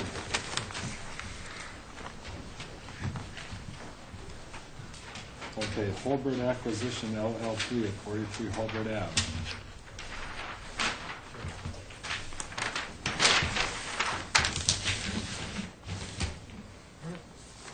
Brian Madden from LEC Environmental, representing the applicant, Holbert Acquisition LLC. we were last year, continued, we didn't have a file number, and the original application for the reconstruction of a single-family dwelling resulted in a 21 square foot increase within the 50-foot buffer zone to Coastal Beach and Coastal Bank, which is the wooden bulkhead, elevated wooden bulkhead. We have since eliminated that 21 square feet to match existing conditions. And you can see on the overlay that we provided that the proposed structure has moved slightly landward towards the street and away from the Coastal Bank. And as detailed within the materials submitted, we believe that the project won't result in an adverse impact to the resource areas, and the slight increase or setback towards the resource areas will result in improvement over existing conditions, which is the basis for the waiver request. So that summarizes the revisions. Turn over to questions. I'm just going to really quickly, one of the other resources, we're also within land subject to coastal storm flowage. Not that it really makes any difference. Exactly. It'll be yeah. correct. Yeah. Floodplains to elevation 9, first floor. Top of the foundation is 9.6. First floor is 10.4. Is this on piers or like It'll be foundation wall with flood vents.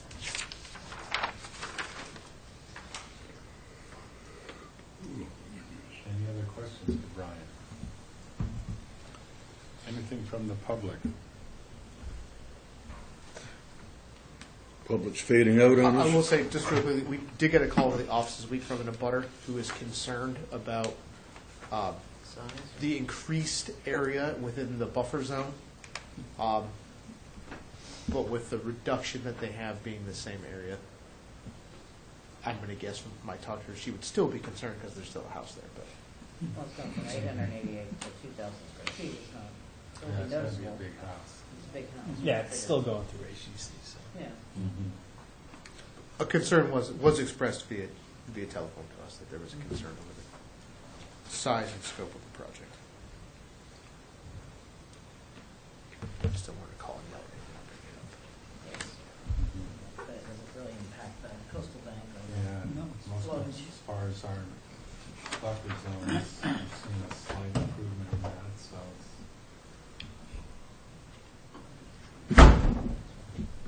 very small, but at least it's not an expansion. Any other questions? You ready to close, Brian? Yes. Jeff, do we have everything we need to close? Yes.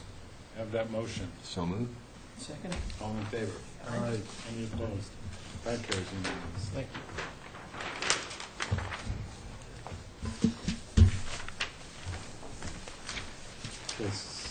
Cylon Elves LLC at 286 Pulpus Road. I know.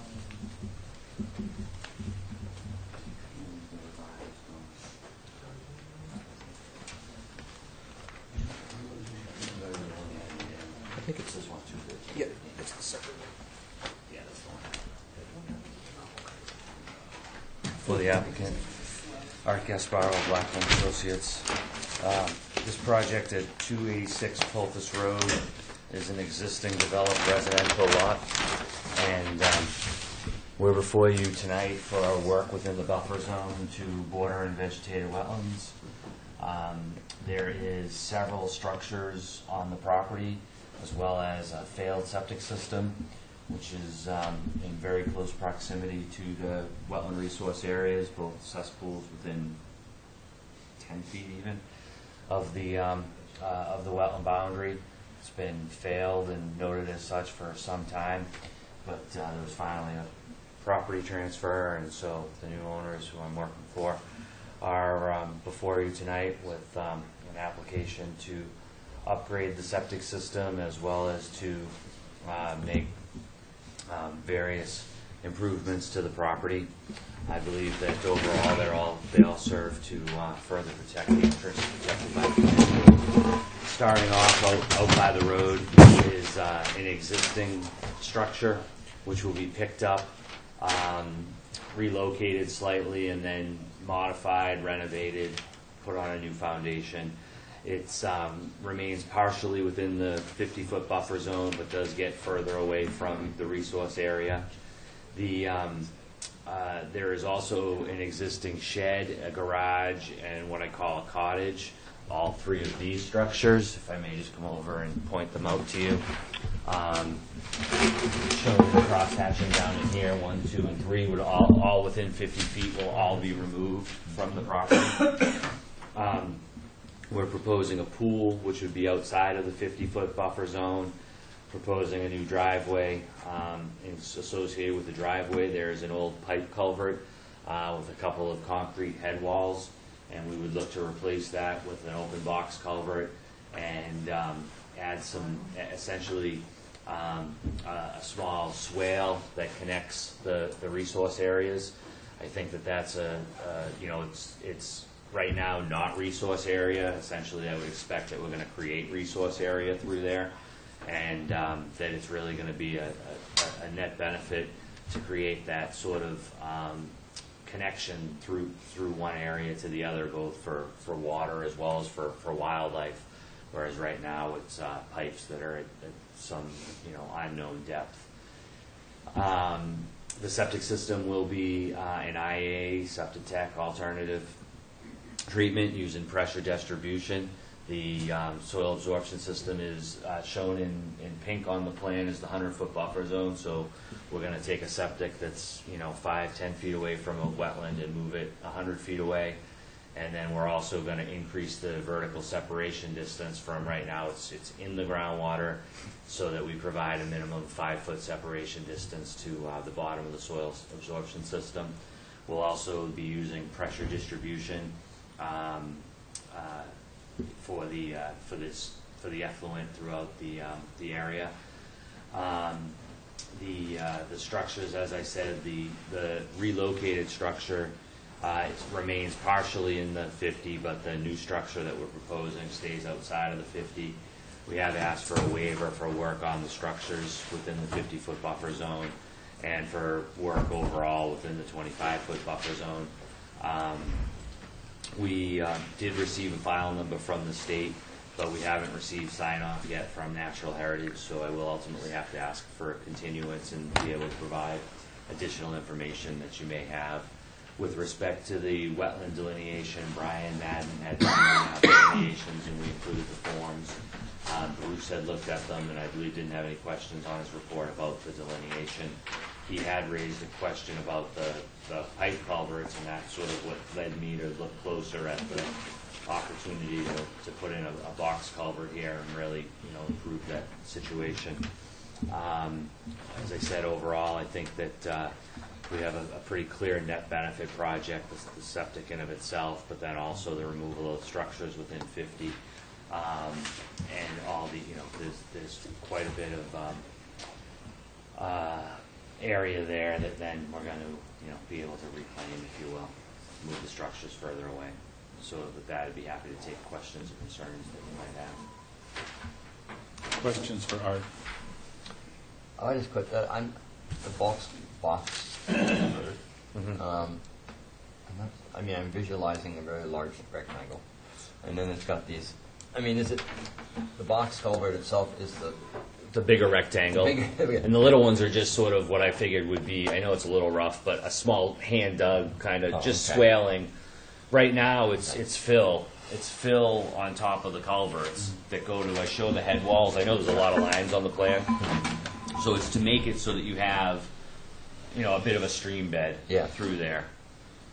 Would you put anything down on it, any crushed on it, to keep it? No, I think what you want to try to establish is a natural stream bed through there, so whatever, reseed the area with some sort of a native mix and then let it grow wild. Can I ask a bit about the current lawn and the proposed lawn? Here it looks like a lawn. Yeah, that would be his existing lawn there, so they've just proposed to hold the same line. And then down here it's all the way down to the wetland.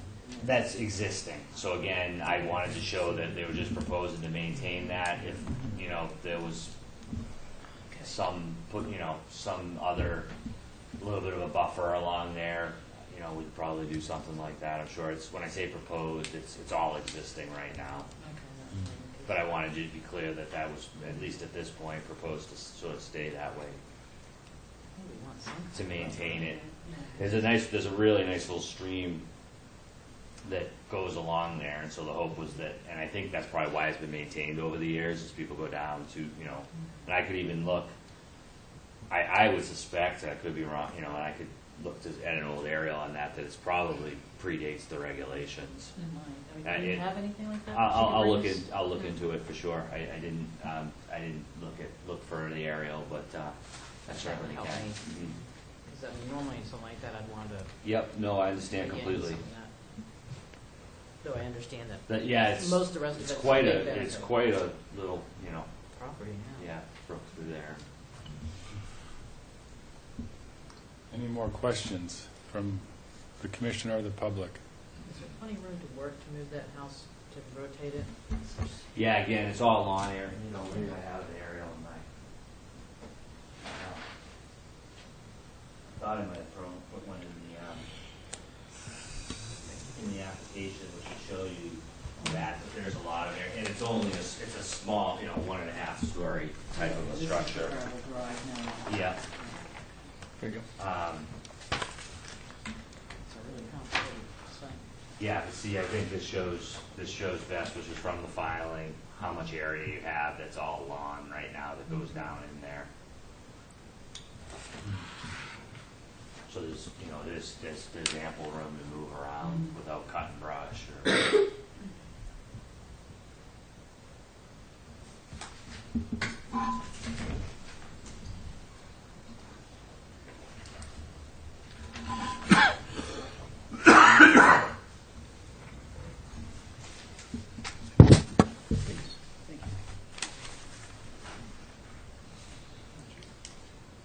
Any other questions? Okay, let's see, so We do need to we continue. need to hold this one open. Wait on the state. So unless, to the board? Please. So unless I hear an objection, we'll continue this to March 4th. Okay. Thank you. So then we go to Bennett at 22 Willie Street.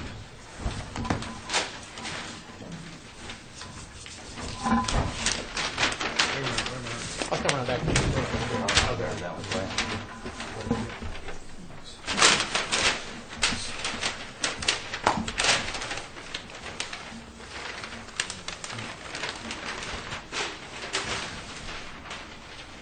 For the applicant, Baxter Road, Blackmore Associates. Before you tonight for a project that is involves an addition to an existing house, shown on the plan within the buffer zone to a border and vegetated wetland, and shown on the plan in front of you in blue is the wetland boundary, and then in pink is the 50-foot buffer zone. And the proposed porch extends approximately 4 feet into the 50-foot buffer zone. So it's a waiver project, which is why this is a notice of intent. We have requested the waiver on the basis of no reasonable alternative and no adverse impact. It's within lawn area. It's very much, I've included the architectural drawings as well, supported by posts. The applicant is what they really want to do with their home, and didn't feel that this would have an adverse impact on the interests protected by the commission. I know that you look pretty hard at waiver type projects with a 50, and so we hope that you feel that this is justified and they can put their porch on. This is elevated on post? Yes. If you look at page 380 of the packet, there's a little profile. I'm sorry, page. 380. I'm getting there. It's never good when the packet's 520. Oh, yeah, so it's Especially got when you get the, past 280, it just like locks up. looks like that. Yeah, how high? Do you know how high the porch is? I don't. Yeah, it really falls off there a bit. So, yeah, it's definitely, Yeah. It's not going to impede. Did you find No. it? Okay, now That's got what it. I'm getting at. Okay. Pretty disturbed there. Yeah, it's definitely at a slope. I don't understand that. No, I mean, it's a small area, but it would be easy enough to move the porch on this side of the house. There's there, swing it around. Yeah, They I mean, just wanted space. I think it fits with sort of their layout and how they want it. I know that's not necessarily the only justification, but on the, I was kind of under the impression after reading the materials that one of the reasons that area was selected was for the scenic view component of the kind of the lily looking pond out area. over it, yeah. That makes a difference. Honestly, I talked badly about scenic views earlier. Now I'm bringing it up again, but after my site visit and going around, that was kind of where because I had asked kind of a similar question. That's what seemed to come to mind for me.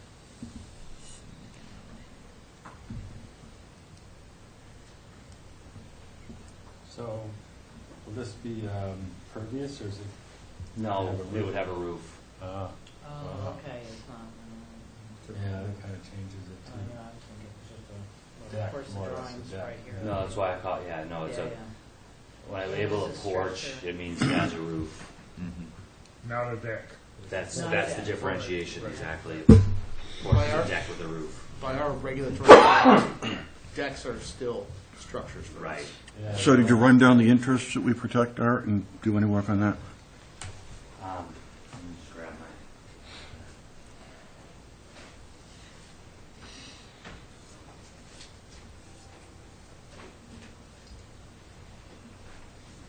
Is this over lawn, Art? It's over existing lawn, no cutting proposed.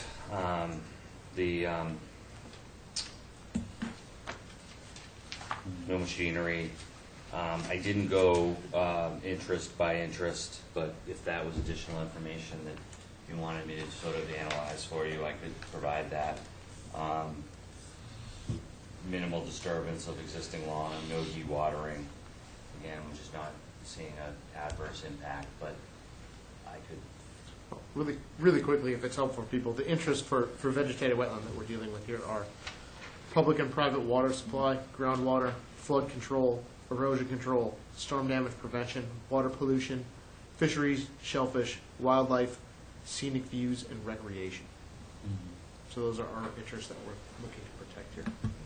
I'm asking for waiver. This is one of the few times when I don't see an adverse impact. There are alternatives, though. Mhm. You can not build it. It could be shorter, yeah, it could stay in the 50.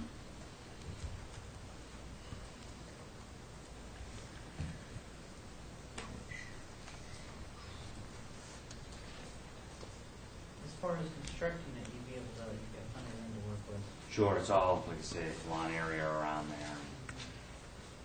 So And the hand dig the footings- posts. Yeah, it'll just be sonotubes. It's kind of like sometimes when we did the cantilever, remember when we had over in Winnet Road, things that were built into the moving dune, but it was cantilevered back, it's technically only the bottom.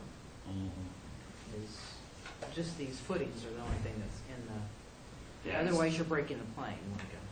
Right, there's literally 3 of them. It's Three- hovering. 3 posts. Yeah, I mean, like I said, I usually, obviously would be the careful. Yeah, it's not going to stop the turtles from running around if they Yeah, the get deer, that far out. buddies. Yeah. Okay. Give them somewhere to get out of the weather. Any other questions on this? Okay. Where are we here? We're down to Bennett, huh? Well, we don't know if we, Yeah. Bennett. So, you ready to close, Art? Yes, I'm not sure I can really provide any other information. We have everything we need to close it, Jeff? Yes. Actually, there's an existing 4-inch PVC drain pipe, where's that coming from? A gutter. But again, it's, that would be allowed anyway, as it's, It's not- 40 feet from the boundary. Okay, but it's not like sticking out like lawn or directly going into it. Well, it's onto the lawn. Yeah, it's a roof drain. Yeah. It's just weird that it's, I guess it makes actually more sense to be away from the house. Could I have a motion to close the hearing? You do, sir.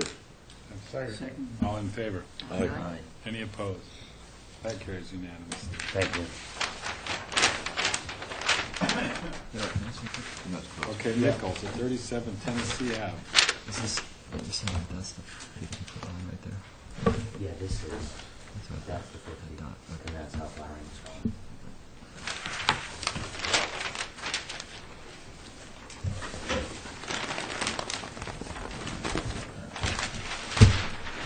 So just to, you can see, there is a second sheet of septic system details beneath.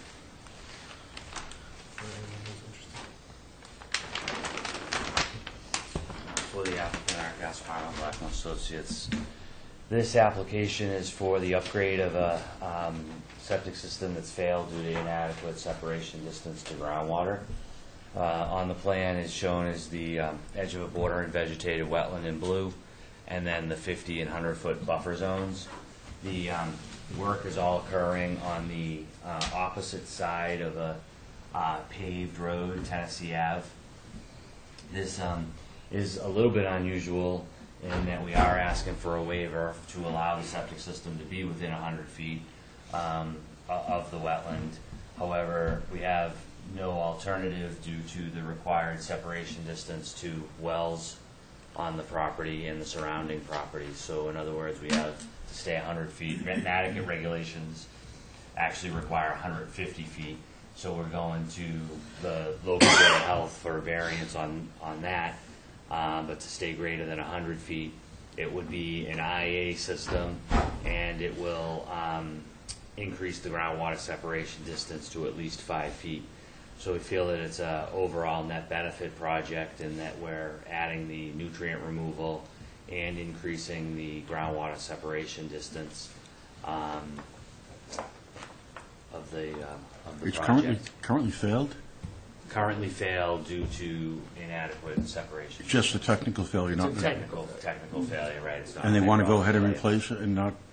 And is this the newest plan? I submitted 133rd plan. I thought I grabbed my file where I had highlighted the land subject. Oh, to sorry. flow I guess you would. thing. I realized after I submitted this plan that so the project's essentially the same. I just shifted things slightly because it came to my attention, and then what I show here in the highlighted pink line is that we also have, what happened was when in June of this past year with the new FEMA maps, the elevation increased in this area.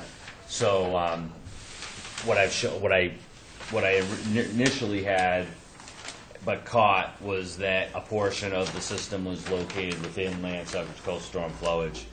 So I made a revision, which actually is to partially go into the Board of Health for one of the provisions that Title V allows for is what's known as a local upgrade approval for you can take a 25% reduction in your area of your soil absorption system in a situation where there's start off by saying there's no new flows with this system. It's to serve what they have.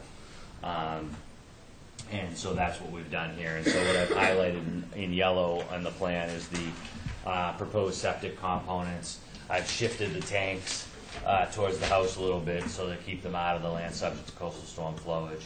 And then that's the difference, was just really that catch that the elevation 9.4 now in that area in terms of it's elevation 8 if you were to look at a FEMA map, but in going to converting that to the 34 half tide level datum gets you that as your limit of land subject to coastal storm flowage. It would make more sense to do a tight tank or? No, this wouldn't. You know, a tight tank is your really no other alternatives, and the only way, and this clearly has an alternative. It's we passed the PERC test, passed soil evaluation. We've added demonstrated alternatives. So the only other way you could look at doing a tight tank under Title V would then be to go to a seasonal use, and this is actually a year-round home. This is a year round? Yes. You could also do does it qualify for the consent decree? You could do an administrative consent order and possibly not do the upgrade, possibly, but I think that, if you can fix it, Sure. they want to fix it. Yep. And then, Sewers next year. and they'll, this is a choice they're making, for sure.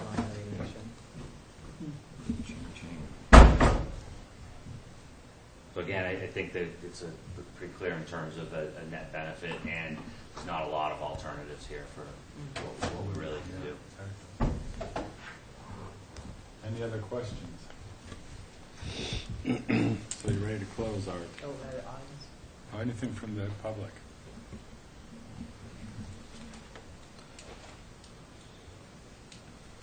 Okay, Jeff, do you have everything we need to close? Yes. I have a motion to close. So moved. All in favor? Aye. Any opposed? All carries unanimously.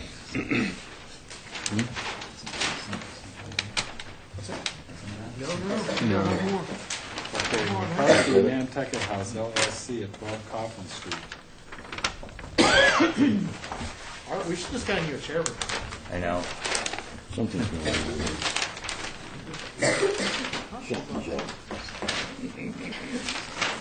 Hang on.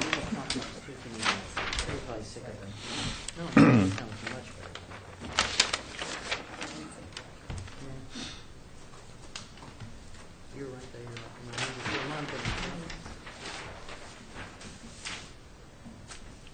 Before you tonight with an application for, again, a residential redevelopment type of a project. This property is located down behind the town pier parking lot.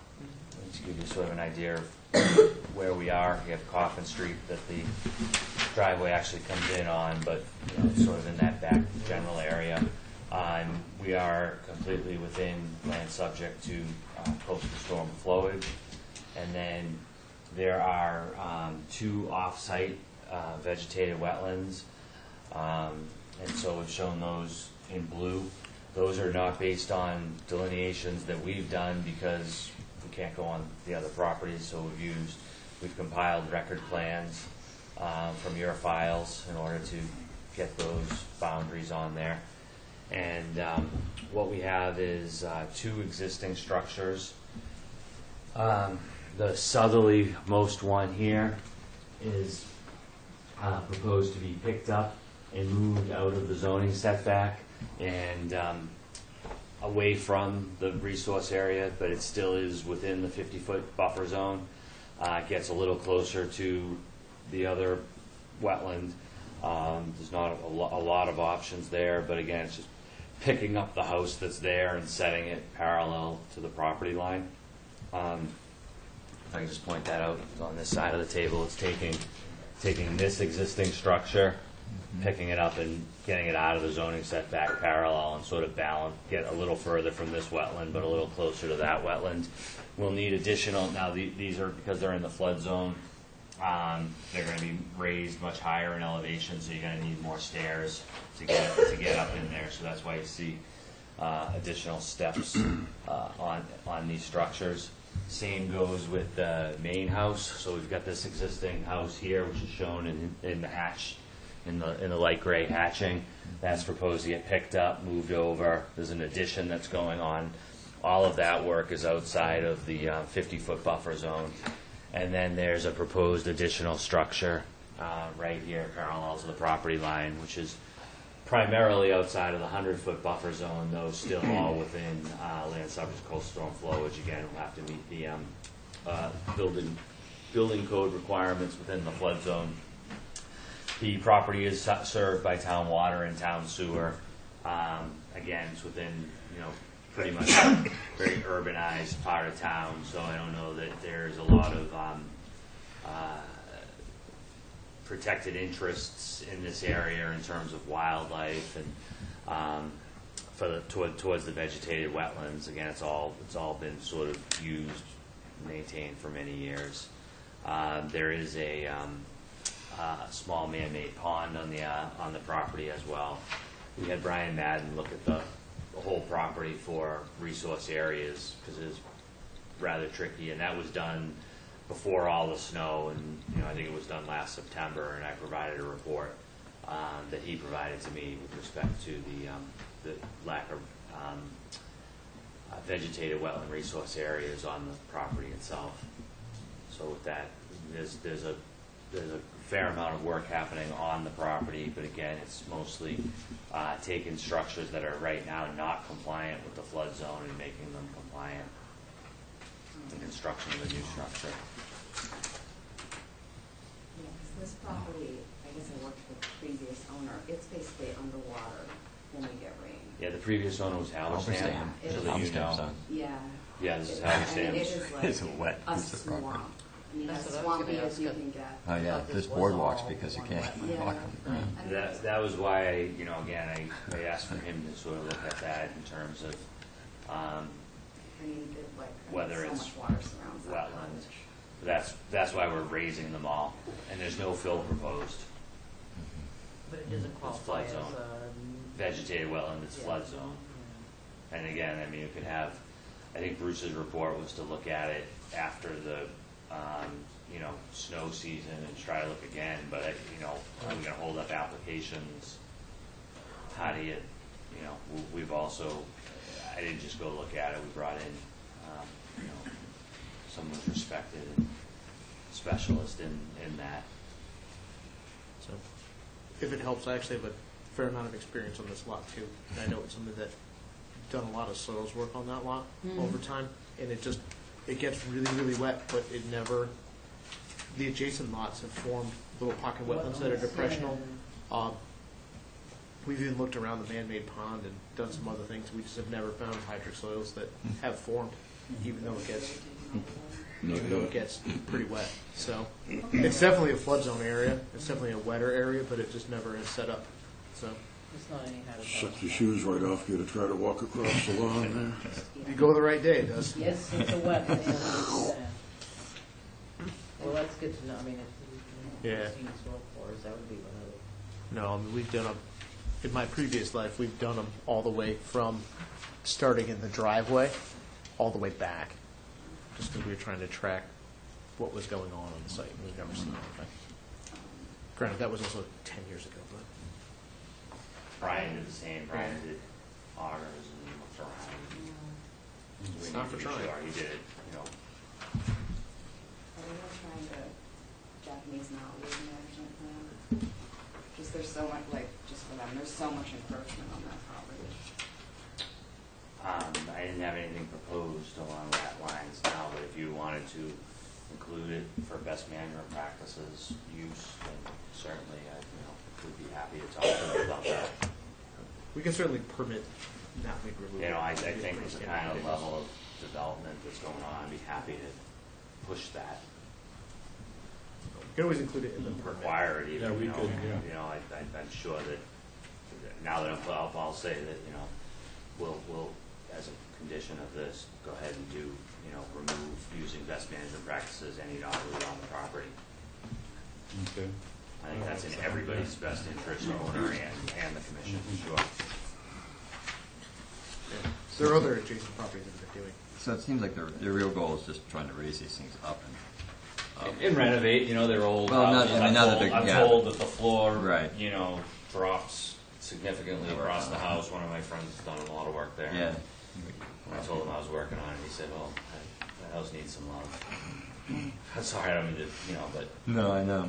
The tennis ball rolls from the back wall Yeah. to the front of the house, and you just set it down there. I might miss some of my work. Okay, anything from the public? Or anything else from the commission? Well, this looks like my nightmares for storing construction. again, you're not going to have excavation that's happening. So that's the big, you know, that's the big, Yes. that's the big part of, you know, So everything's just picked up, cribbed and then, foundation, or, yeah, right, piers and piers, and pretty much all piers, not sonotubes or stuff. they're still working on whether it would be, you know, frost wall with openings for the flood panels, but again, you know, it's not going to have to go down more than 4 feet, so you're not gonna have, a giant cellar. There's no basements, there's no cellar holes that are happening here. Right, right. And clearly they have to stay with, to develop these fences and, if they have to haul anything away, then that's what they'll do. There's no real room for storage No, there's not. of materials. And I've shown a silt fence along here, all the way along the back, all the way along here. So that's gonna clearly This is the delineate. 25. Yeah, so I stayed outside of the 25 there. This bedroom stairs is Right. That's That's new, right? new. That's new. So that's the proposed, the stairs are really to get to the house, the deck they want. Stairs, I mean, again, from a practicality point of view, that's like so wet in that corner, so they're gonna walk through like swampiness to get Well, to stairs. I mean, I think the very likelihood is it's probably gonna be seasonal use. So it's, I can't commit that that's gonna be the use, but, you gotta get in and out of the house. Second, And yeah. you gotta wear Yeah, I mean, boots. Yeah. I wouldn't wanna access, like, even in the summer, it's. Right. If they're walking through puddles, they're walking through puddles. They change the So location that's- after time. That's They the come get primary here. waiver request. Right, besides- is that's really the only piece I see as sort of extra, if you will, is that one piece of the deck. In terms of beyond the stairs, which you need. Oh, yeah, and I understand the stairs. Right. I mean, that's never a problem when you have Right. to have it. And again, I think it gets back to having some area that is elevated that you could actually put some chairs on.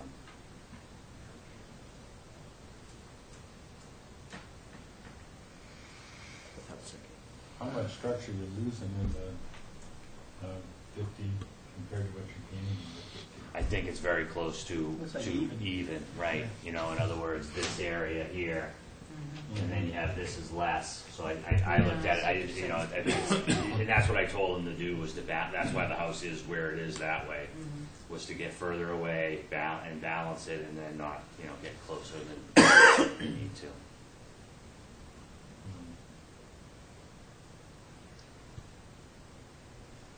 Any other questions? Anything from the public? Okay.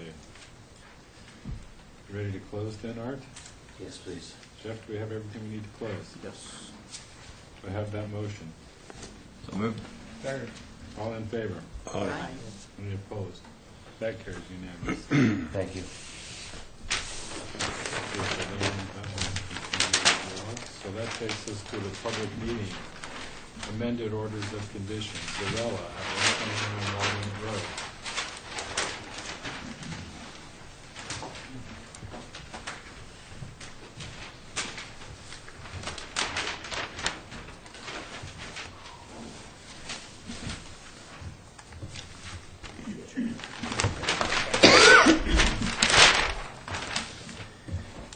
Thank you for the applicant, Ronald Zarella, Paul Santos with Nantucket Surveyors. This is an amended order of conditions for specifically the placement of a shed and exterior air handler unit for the mechanicals for the structure. This notice of intent was issued, waivers were granted under the provisions of waivers for a net benefit to the subject property. This is a small two-bedroom dwelling out at the end of Walnut Road, in which we were elevating the existing structure to conform to the National Flood Insurance Program standards. We were also abandoning the existing septic system and leaching trench system and replacing it at the time with either an alternative system and or a tight tank. Ultimately, it ended up that a tight tank has been approved by the Board of Health for this subject property. The property is located within the buffer zone to a coastal dune. It's within land, entirely within land subject to coastal storm flowage, and it is also located on a mapped barrier beach under the Mass Barrier Beach Inventory program. So we've come back with an amended order to place a freestanding shed with the exterior air handler unit at the end of what was a newly approved, under the original order, proposed driveway. The shed would occur within an area in which we were removing a section of existing boardwalk and it's located over the area that would be removing the existing septic tank and piping from the existing system. Presently, the septic tank is in this area, there's a distribution box here, and a single leaching trench line here. That's all being eliminated, and we're putting the tight tank in this particular area over here. The site does have public water, which is serviced out of the Wauwinet well. There is not a well on the site. It is serviced by the Wauwinet wells. So the concern, or I think what we were talking about under the last application, was the fact that the shed wasn't necessarily tied to the waiver we had originally approved for the project, which specifically said there was a net benefit. I don't think the shed standalone does not fall under that waiver. So what we did was submitted a separate waiver request specific to the amended order and specific to the shed. And that waiver request basically is under the premise that there were no reasonable conditions or alternatives that would allow the project to proceed in compliance with the regulations. We've listed the interest is protected, the public and private water supply. The existing site is connected to water from the Wauwinet well. No modification to this is proposed. No existing groundwater issues would be altered. It's an elevated shed. Fisheries and shellfish, not applicable to this project. Recreation, the existing recreational use of this, it's a private site, that won't be altered. Water pollution, all water resource areas will be protected during the construction phase of the project. Wetland scenic views, there is no alteration to that. The site is a low plateau, elevated area. Back here is the coastal dune. You have the Atlantic Ocean on the west side and Wauwinet Road on the east side. No changes to landscape that would prohibit wildlife movement or obstructions. Flood control and storm damage prevention, the improvements will be elevated to comply with the NFIP standards. And erosion control, essentially the site will be protected during the construction phase of the project. So we've asked for this waiver specific to the shed request under the premise that there be no project would not be able to proceed in compliance with the regulations.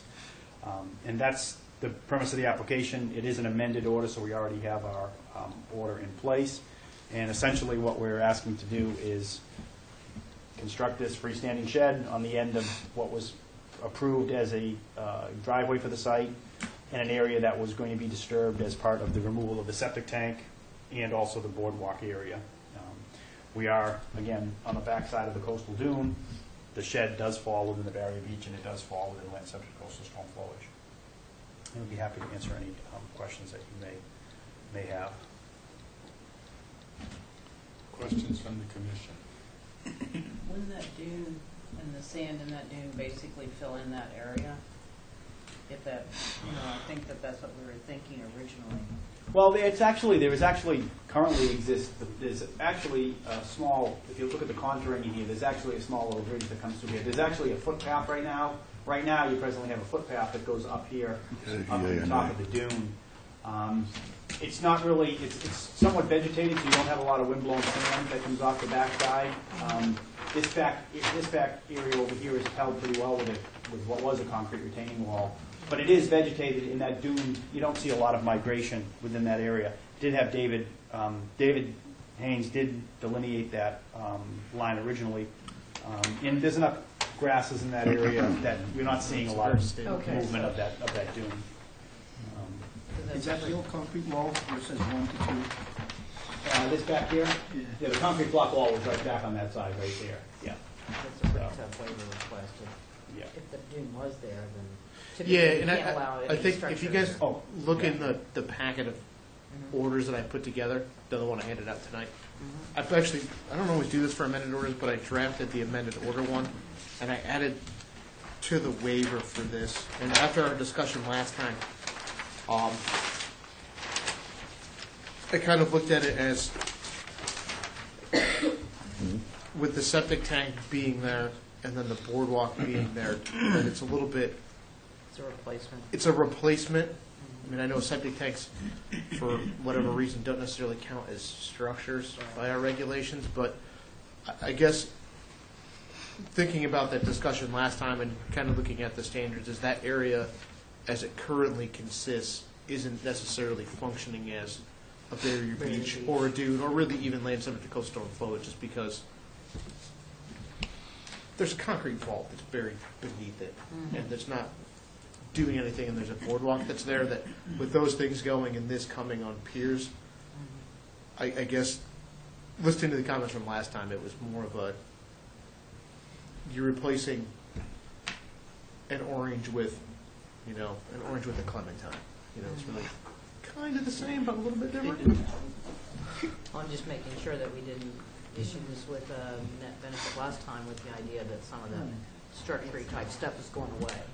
And then- No, I think the net benefit, and looking through the file again, I think the net benefit last time was replacing the failed septic system with a compliant septic system, and then also there was a pretty significant change, and it's confusing to look at the plan because there's a lot of it, but some pretty significant structural changes and things that went on with the building itself. Itself back here was going away. Yeah, the green was what was the improvements to be removed, Right, and then the other area was what was staying.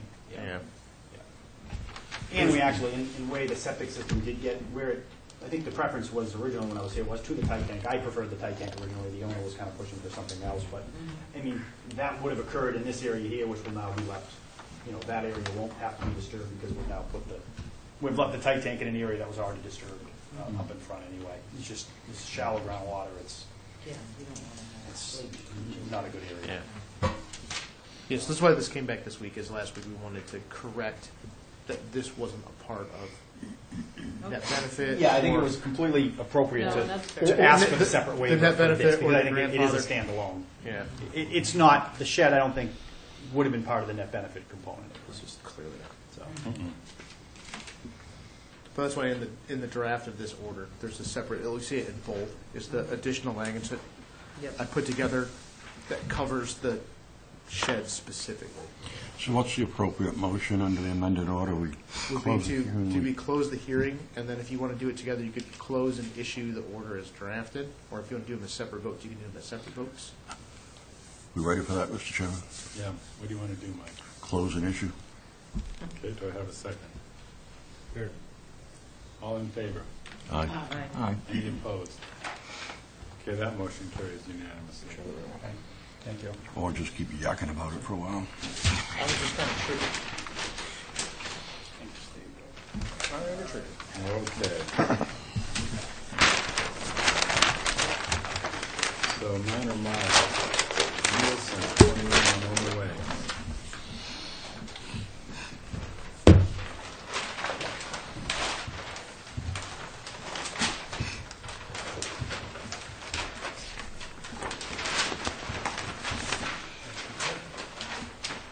David Haynes for the applicant. This is one that was before you, I don't know, last summer. Sometime. And it's a house up on Winona Way.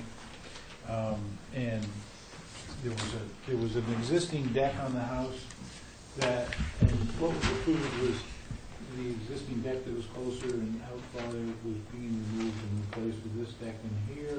This is the 25 is the limit of work, and they would now like to expand the approved deck slightly over to this side.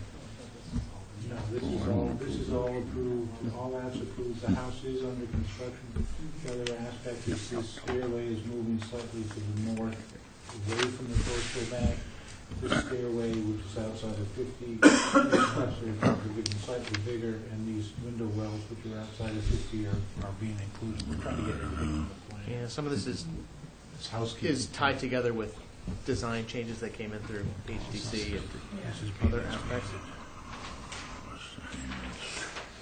The steps are being made. No. So And these just- guys, they could be... And just to be clear, since it came up a lot with this one, with David and then their, Mr. Thornwell, their architect, that the reason why this is coming in as a minor mod is we had already permitted deck along the backside, so this is a permitted activity that's just changing in shape, and it's not an addition of a new part of the project. It's no closer than Same the with rest of- side. Plus we got kicked out. With the 25. Yeah. It's not changing any waivers or buffer zones, it's just a design Just change. kind of movement one. Okay. Any other questions?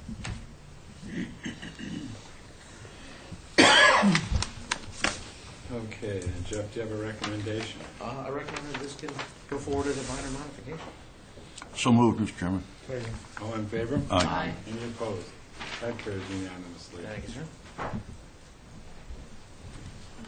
Okay, so that takes us down to certificates of compliance. Mr. Chairman, it's been a little while since I took a stab at this. I was just curious if there, on these certificates of compliance, if there's any of these that have particular things that the administrator wants to call our attention to, or if he's recommending that they all be issued. I will ultimately be recommending that they are all issued, if that makes a difference. to I anyone. wonder if there's any interest in sort of doing them as a group, or if we really need to look at them all if we have that recommendation. I'm willing to take a stab at it, make the motion that we issue Okay, under see if C there's 1, a 2, 3, and second. 4 altogether. Whew. Do I have a second? That motion was not seconded, so it does not go forward. Good try. We'll give you an A for effort, though. I'll go fast, I'll give you that. All right, I'm going to take a little walk. I'll be back with you in a few minutes. So, all right, so the first one, Benedict 10D's Crow's Nest Way. I'll happily get this out.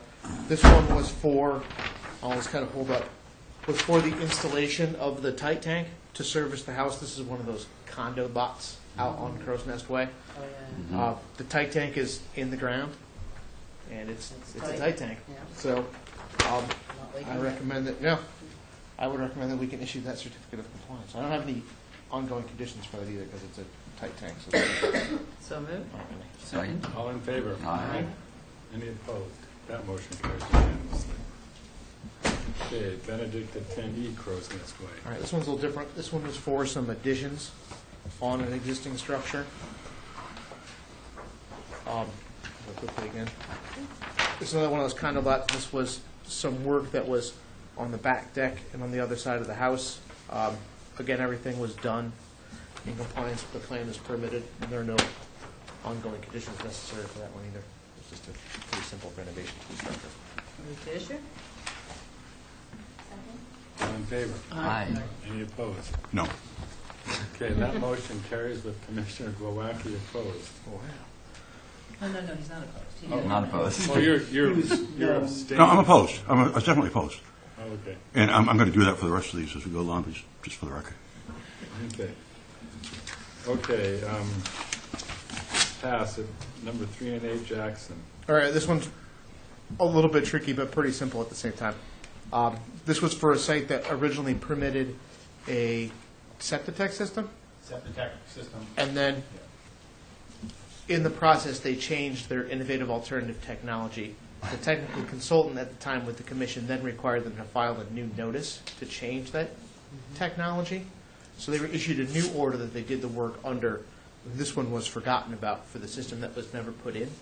So this is simply closing out that order to play catch up. Instead of amending a permit and keeping it all together, it was a separate one. So And the second order was issued, and it's just the system was in, so the compliant was issued. This one was just kind of laying out there, I guess. So this is actually a certificate of non-compliance, or The not, work or was not, never done. not. It's never exercised. Yeah, never, correct. okay. Move to issue that the work was not done. All in favor? Aye. Opposed? That motion carries with Commissioner Glowacki opposed. Okay, Kaufman at 174 Cliff Road. All right, this one's pretty simple too. This is a really old one. This is from 1996. It just has been laying around. It's for the construction of a deck on the back of a house. It didn't require any waivers at the time. It still wouldn't. But it's built, and it's built as designed. Move to issue. All in favor? Aye. Okay. Opposed? That motion carries with Commissioner Glowacki opposed. Okay, so now we're down to orders of conditions. All right, so the first page in your packet completely is just the amended order. So we'll be starting on the second one. And I apologize, when I put the packet together, I put Merson and Fraza in the wrong order for the agenda. So Fraza's on the back side of the page. Okay, so I guess we should do Fraza first, since that's how the agenda goes. Yeah. Okay, Plaza, 21 Sheep Road. All right, so this is the one that we closed this evening for the relocation of that house and septic system away from that eroding coastal bank.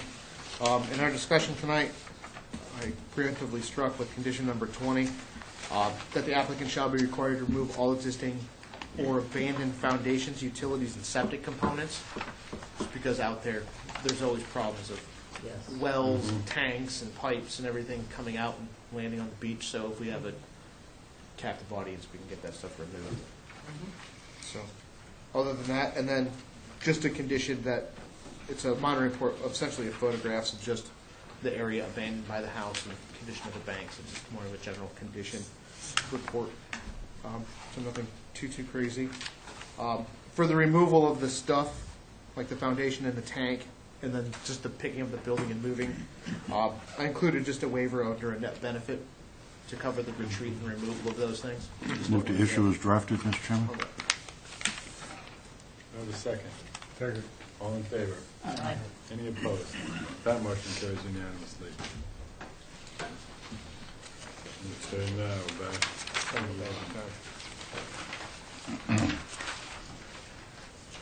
Merson at 71 Baxter Road.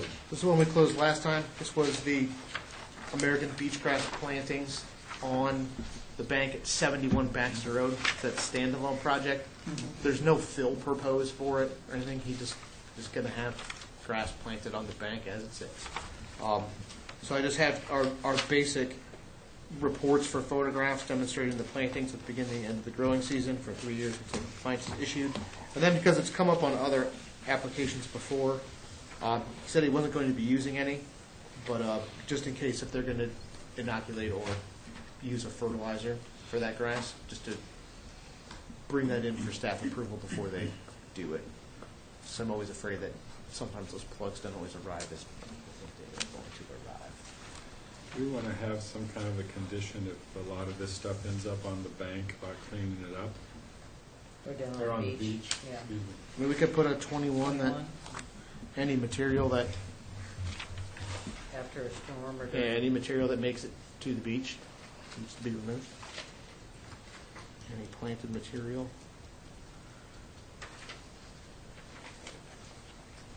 They're going to use core netting on this one too then? No, this Oh, is this is just going this right. is straight planting. So, because we asked a bunch of times, and that's I think What they're going to do, okay. what they want to do. So how do you want to word 21? I think 21 would be any planted material. Trying to think. Makes it. Any plant material that makes it to the beach needs to be removed. That falls into another resource area? Is that- Well, you just put any planted material that goes onto the coastal beach would need to be removed. Move to issue with that amendment, Mr. Chairman. Second. All in favor? Aye. Aye. Any opposed? That carries unanimously.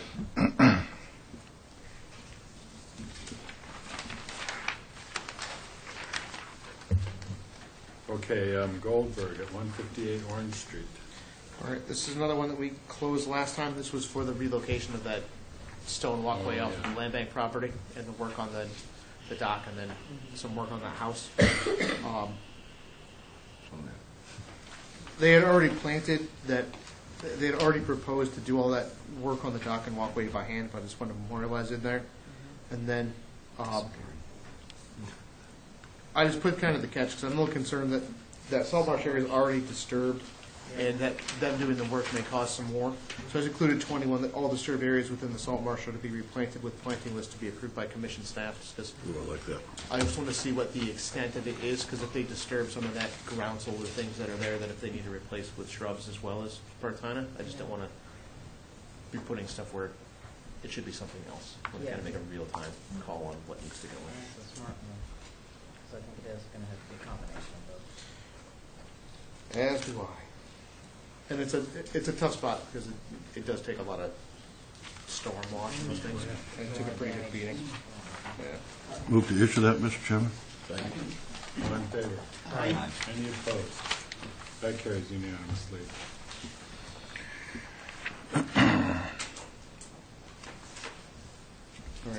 The next one that we actually have, Mr. Chairman, is number 5. Baxter property.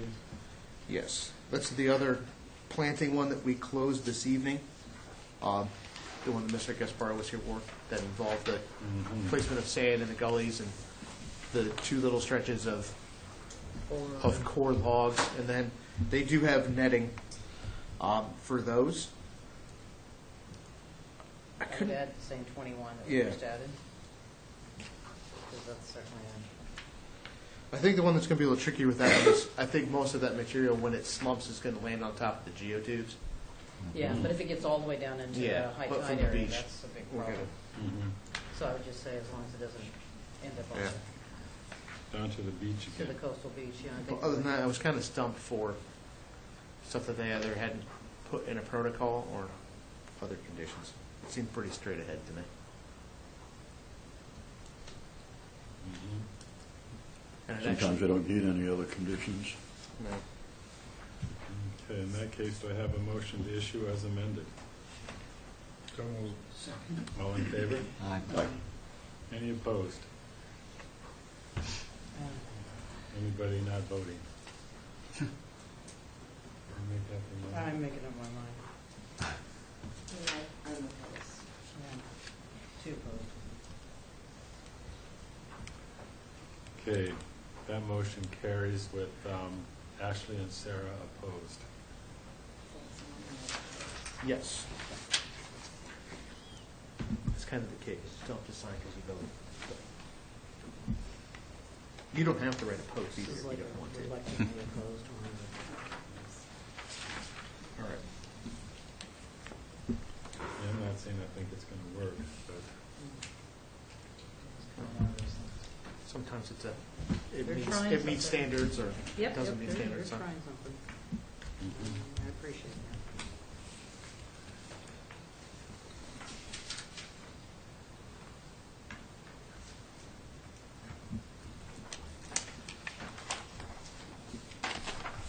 okay, then It's gonna make the other project really interesting. okay, Bucas at 73 Squam Road. That's another one of Art's projects from tonight. That's exclusive. But that was just for the removal of an existing structure, then to put a new foundation system in, then construction of 2 structures, installation of a well, and then just basic site grading, landscaping, and utilities within the buffer zone. They asked for a waiver for separation to groundwater. Other than that, I couldn't think of any Okay. conditions. Sorry. It's a pretty straight ahead construction Move project. the issue as drafted? All in favor? Aye. Any opposed? That carries unanimously.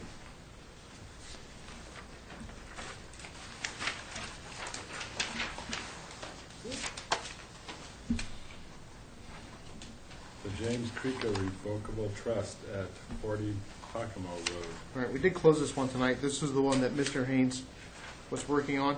And while we were in the conversation there, I added a condition 22.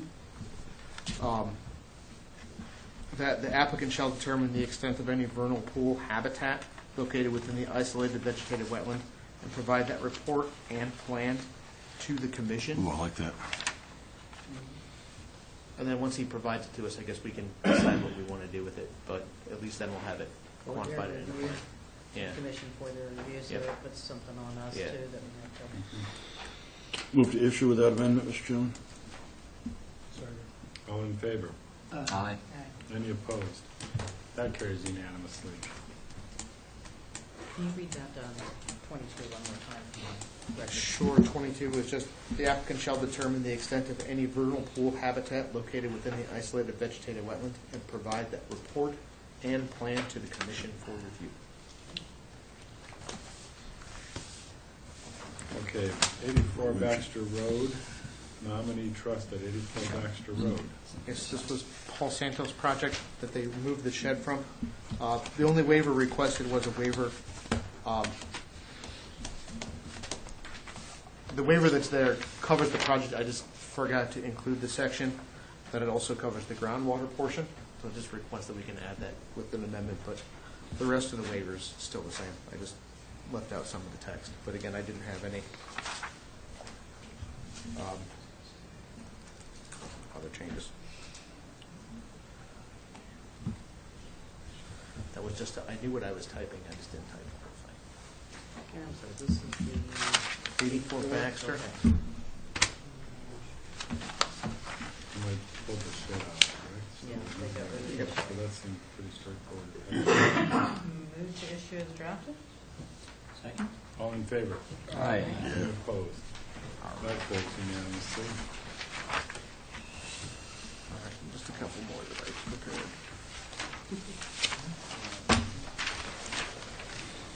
Okay, the Hulbert Acquisition LLC of 43 Hulbert Ave. Yep, only one I had there was that to store materials outside of the 50-foot setback. But other than that, I thought it was pretty straightforward, especially given the fact that they reduced the structural area. So it's kind of an even 50 to 50 for the building reno. Move to issue? All in favor? Aye. Any opposed? That carries unanimously.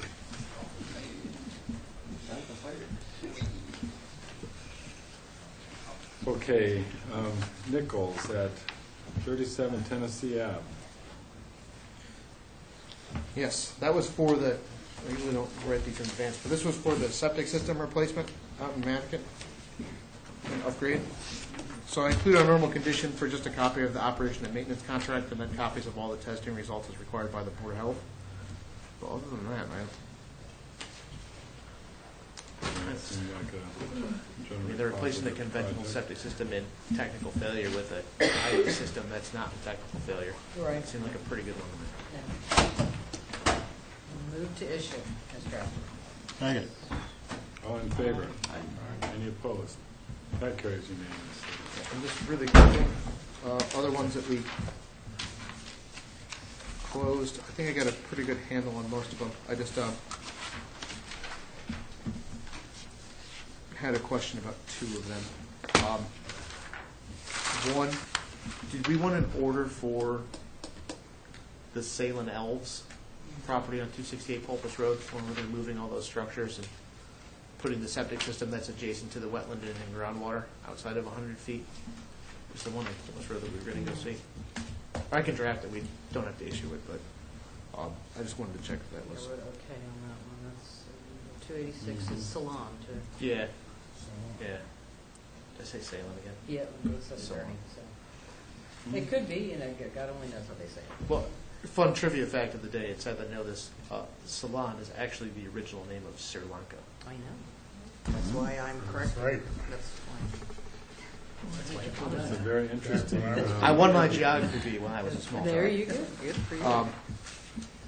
And then the other one I had a question about was 12 Coffin Street, was the Halberstam property. But we closed it, we said a lot of moving parts. We yeah. wanted to include, I had The noted knotweed. the invasive species thing, but is there anything else that people were Was there a concerned dewatering? with? That's the one with the new deck and steps close to the, but it's a super Yep. aggravated site, I guess you'd call it, Motion site. That'd be the term my mom would use. Yeah, it's the old Halberstam site, Yeah. kind of across the street from the lobster trap. Was there a dewatering plan on that one? No, because it looks like it was all going. There's some into- action behind our administrator here. Just for clarification. Sure. I included in the narrative that we had to go to the town sewer system with the town permit on just on a temporary basis. Thank you. All right, other than that, I should be good for drafts for Okay. next time.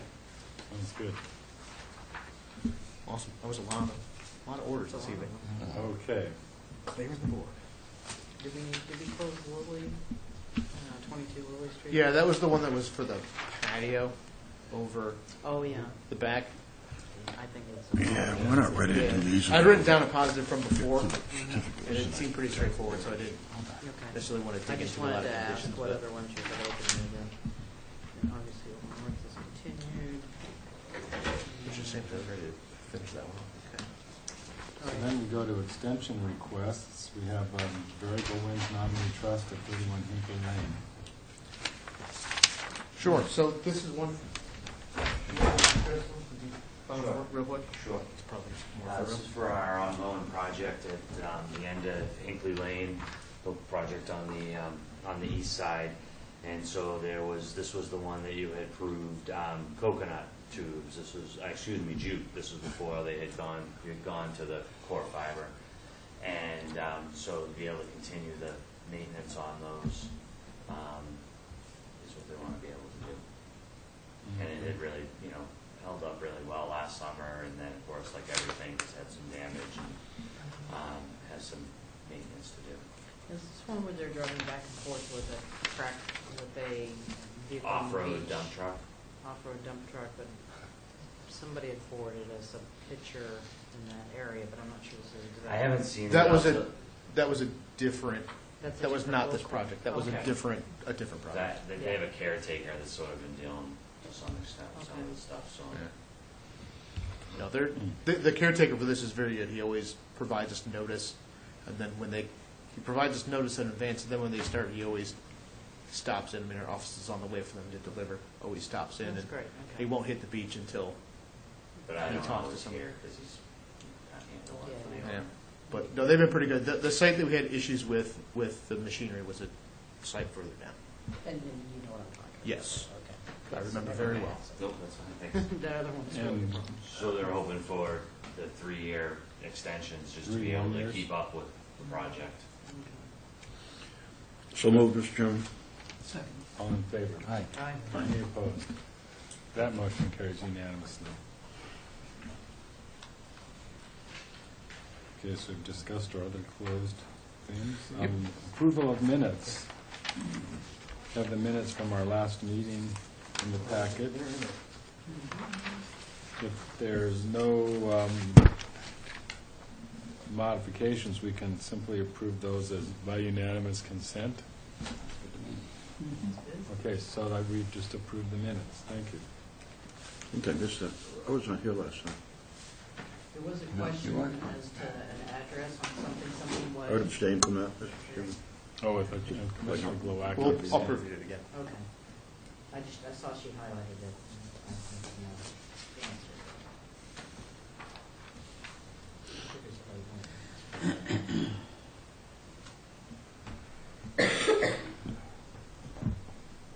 We got these reports.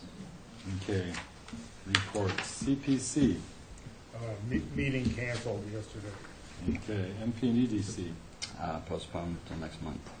Mosquito control. Haven't had one. Anything else? Okay, Can I ask a committee question? Is there any movement on scheduling the settlements that I think we've been talking about for a couple of months that haven't? I will talk about that. we'll get to that in the. Right. A couple of weeks, a couple of months. Okay, commissioners' comments. I had one, Jeff. Sure. I don't know if this amounts to anything, but we had our invasive plant species committee meeting scheduled, and one of the things in the agenda was a discussion of the pond coalition changing the pond to my common pond. I mean, we didn't meet and talk about it. I wondered if anything like that, or is that just? Well, I know for a fact that on our next agenda, that the Pond Coalition has filed for 2 different filings. One is for aquatic vegetation harvesting on Hummet Pond, and the other one is for Phragmites control on Long Pond. On Long Pond. Yeah. So those are the two. Those will be the 2 active applications that you guys will have that have been advertised now, or will be in the paper, and then they'll be in front of us. So I know there's been some talk and some movement that they are interested in doing projects on my Comet Pond, but there's nothing on I guess I paper just yet. had it wrong, yes. Yeah, So, It's Long Pond, Yeah. okay. just north of the bridge. yes. So, but those will be in front of you guys at the next hearing. Just bring on your pond. Anything else from the And commission? I was going to bring up the thing that Jeff already mentioned and that Thad brought to our attention, Oh. which was overzealous trailer or use of the beach for replenishment. It looked like beach nourishment, where they had torn up a beach with tractor treads. Many trips it looked like. Many trips. So it was equally all the way from the very toe of the beach down to the high water mark, just wall-to-wall disturbance. Just want to be sure we're on the same. Yeah. On the North Shore? Yeah, North Shore, yeah. Yes. Yep. So that was, And we told him to send the picture to you. He had a Yeah. picture of the I never- disturbance. never got the picture from that. Okay. So But- if you get him to send it to me again, it'd be helpful. Okay. Because sometimes, Because it's definitely an issue where someone's not doing a good job of their yeah, maintenance. sometimes if they don't get to us by the time we get there, and we don't have pictures, Yeah. the ocean has managed to take away a lot of the It's entire actually tracks. carrying up the toe of the neighbor's beach, basically, to get there, so. Yeah, it's- 'cause we went out and checked the one on Hinckley, and we haven't had any issues. I mean, they've been making a few trips, but if it's one up further, we'll definitely track it down. But if you get them to send me that picture, that'd be great. And I'll check just in case it landed in like my junk email or something. I'll Yeah, double check. I think I would have to nag him. He just showed it to us physically instead of just sending it. Yeah, absolutely. Yeah, anyone, and if it's easy for anyone too, or if it's quicker, if they can't find an email, I know this sounds like a shameless plug, they can like our Natural Resources Facebook page, and they can Nice. just post stuff to there too. Ooh, that's awesome. It's quicker and easier. Yeah. and it gets checked too, so if people see it, That's fantastic. they can put it there. That's a really much easier. Okay. It's a good spot for information too, for things that are going on. Okay, great. Okay, anything else from the commission? Should we talk about the reports that were, condition reports, which I really appreciate from Art Gilsborough on 87 Yale Point Road and. Yes, we do, because I don't want to say, I was going through them again today, and then some other people have brought to my attention that it looks like on 87, and this may be something that Art and I can go over again. It looks like at the toe of the structure, I'm not sure if all of the boards, when they removed that board, got removed. It's just shown up in a few of the pictures. I know that's something that we've addressed with enforcement before, but obviously before I usually issue those out, or we go through it, I usually like to have it in front of us. But I think it's something that we need to address. If they're willing to address it, we certainly can let them address it and bring their project into compliance. Or what are you pointing to? It was, Mr. Chairman, this was the situation with that wall that was built illegally. Oh, yeah. And I was told it was all, taken out, everything I could see was taken out, and now with erosion, what do you know, there's still some more, and there's a new owner now. I don't exactly know how to get it out of there, honestly, without a total destabilization, this cross planks across the bottom, but it's something we can look at, so. Yeah, it's just if you look really closely in Yeah. the pictures at 87, you can see them there. Below the level of the beach. I'll be Yeah. around. And I will say, I know when we did our inspection, and we did field visits of that wall a couple times, and after the removal, that I was under the impression that all of it had been removed. As it came, it looks like it's just a single plank level or two that were left that were beneath that would have all been excavating to get out before. But I think it's something that you guys are willing to explore without going down the enforcement path first. We can simply say, fix it, As and part of then maintenance or what have you with. and we can just stay on top of it. And if it doesn't get fixed timely, we can issue out an enforcement if necessary. But it sounds like they're. I'll write to the owner. I think Emily has a picture of it as well. Yeah. They're solving it a little bit. Right. Especially when. And the last contractor had said, it was all gone. But Yeah, you can see it just. yeah, the bags were put in after. The bags are, Yeah, this is a it was retaining all wall for the buried. bags. Yeah. And then, It's exposed itself. So it's something that needs to get addressed. Oh, It yeah. needs to get fixed. I don't think it was anyone trying to be sneaky or deceptive. as a new owner. Yeah, I think it was just Yeah, a. no, that's- I We mean, thought we got it all, and we didn't get it all because it was under a foot of sand. I And mean, it sucked to have to cut it, but I guess that's one of I'll see what we can figure out and get in touch with Jeff. well, we can certainly But I work on do it. appreciate timely submission of these reports. That was the point I was Yeah. making. I wasn't trying No, to it's get in been- trouble. No. Well, this is why we get them, because that way if stuff shows up, I know, we this can is our responsibility. When address we it prevent quickly and. these crazy things is to actually make sure they're working or not, and that the nourishment's sufficient, and all that good stuff. Yes. I thought they were pretty thorough. I thought it was nice. Yeah. Was what we were looking for, so. We add these to the file and then obviously get them in front of you guys to take a look at as well. This So. one has kind of, Eel Point Road kind of has see this sticking up all by itself. Is that where it got disconnected or is it just an angle of that big? My guess is that's probably just where, it's probably a little bit of a combination of both, Sarah. Is Yeah, it yeah. probably did, and sometimes as the bags erode and shift and slump, they get some distance between those as they drift. But those are usually things like we'll see post-maintenance activities that if they end up adding some silt back to a bag or repairing a bag, that it brings itself back in.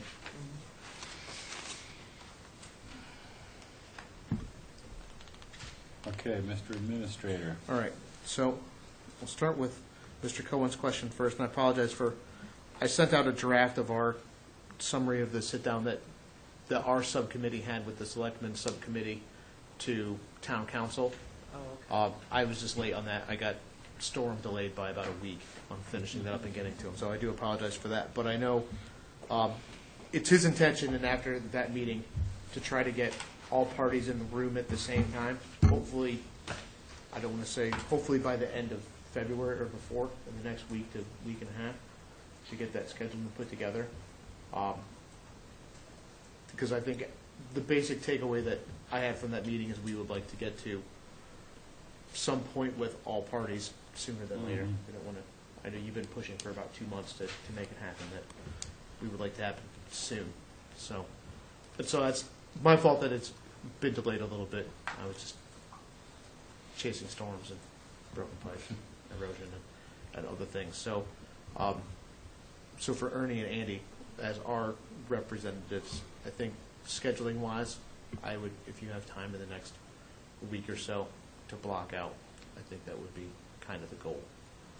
So flexible. Pretty flexible. I'm away for school vacation week, so Well, then it makes it even easier. first week of March would be great. Perfect. But I think we'd like to get it started sooner than later. Skiing, oh, nice. I'm assuming, since we don't really have an order of conditions, we're not expecting a storm report on that part of Baxter Road. Do you know if you guys are working on one, post-storm report? No, Or their since there's no emergency conditions? certification requires them to provide any information as far as what they've done for maintenance and sand mitigation, but it doesn't require a similar style of report that what we had for the 3 that we looked at tonight. It's a little okay. different. It's more of a initiating repairs. This is what we did to repair. This is the kind of sand that we added, but that also is to help track the yearly sand budget for that project. I know I actually ran into Jamie Feely on the site after the storm talking about that, and I know he's been keeping track, and he will hopefully have that information to us soon. But they were So even the DEP's order, superseding order, none of those? no, the superseding order wouldn't be active at this point Okay. because it's in appeal. Okay. So there are the only active permit, I'll call it, on that project right now is the emergency certification and its requirements. Because all other permits are in various stages of appeal. Okay. And there's nothing in that for post-storm? No. Just, again, it's just, Shells in the foot. it's just the regular accounting for maintenance activities and those things that they have to provide. But I will say, Jamie's always been very good if we have questions about the sand or amounts that they put down. I mean, I know they keep pretty diligent track of what they're putting down. So I'm sure we can get that from him. Other than that, fun things for those who are interested or hoping that it will go live at the end of this week or early next week, there's a new page that's going to come off of the Conservation Commission page that's specific to applications, where it has instructions for how to file for each specific thing and downloadable forms for all of them. So people can get them, and that way they know when they come to file a notice of intent, they need to have 2 copies and checks for X, Y, and Z and butters lists. So we can try to get that information out a little bit more clearly. Knock on wood, that'll be done. It's just if we quit getting storms and getting bogged down in other things, that will be done. Other interesting news, looks like we'll have a recertification program for commercial fertilizer applicators on March the 17th. at the Dreamland this year. Oh, nice. It's kind of an all-day event this time. It's a little bit more focused on the BMPs than last time. And notice will be going out to all those guys who had licenses last year this week as well. So they have kind of a month to prepare. The extension service from the University of Connecticut will be teaching the class this time, so we'll have someone a little bit different. And our friends at the Land Council are really doing most of the legwork for setting up some of that class and getting the Dreamland and kind of donating that space to the town to use for that class. So that's some good progress in that program a little bit. And then something more fun upcoming for those who are in town this Saturday.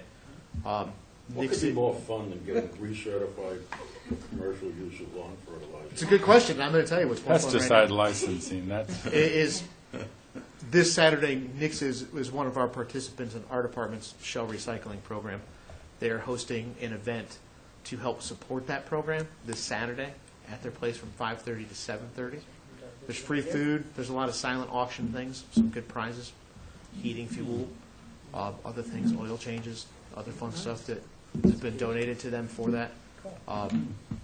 Definitely, it's family friendly. There's a band afterwards for people that are interested. I know it's kind of a shameless plug. I am not playing. Oh. I'm on vacation, fortunately.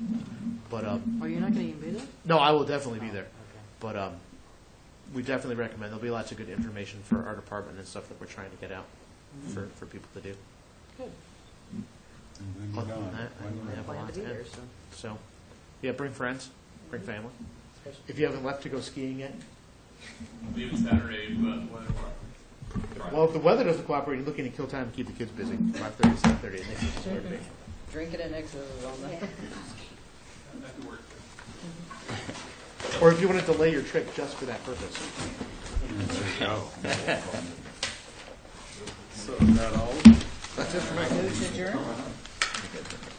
Have a second. Second that. All in favor? Aye. Any opposed? Motion carries unanimously. Next time.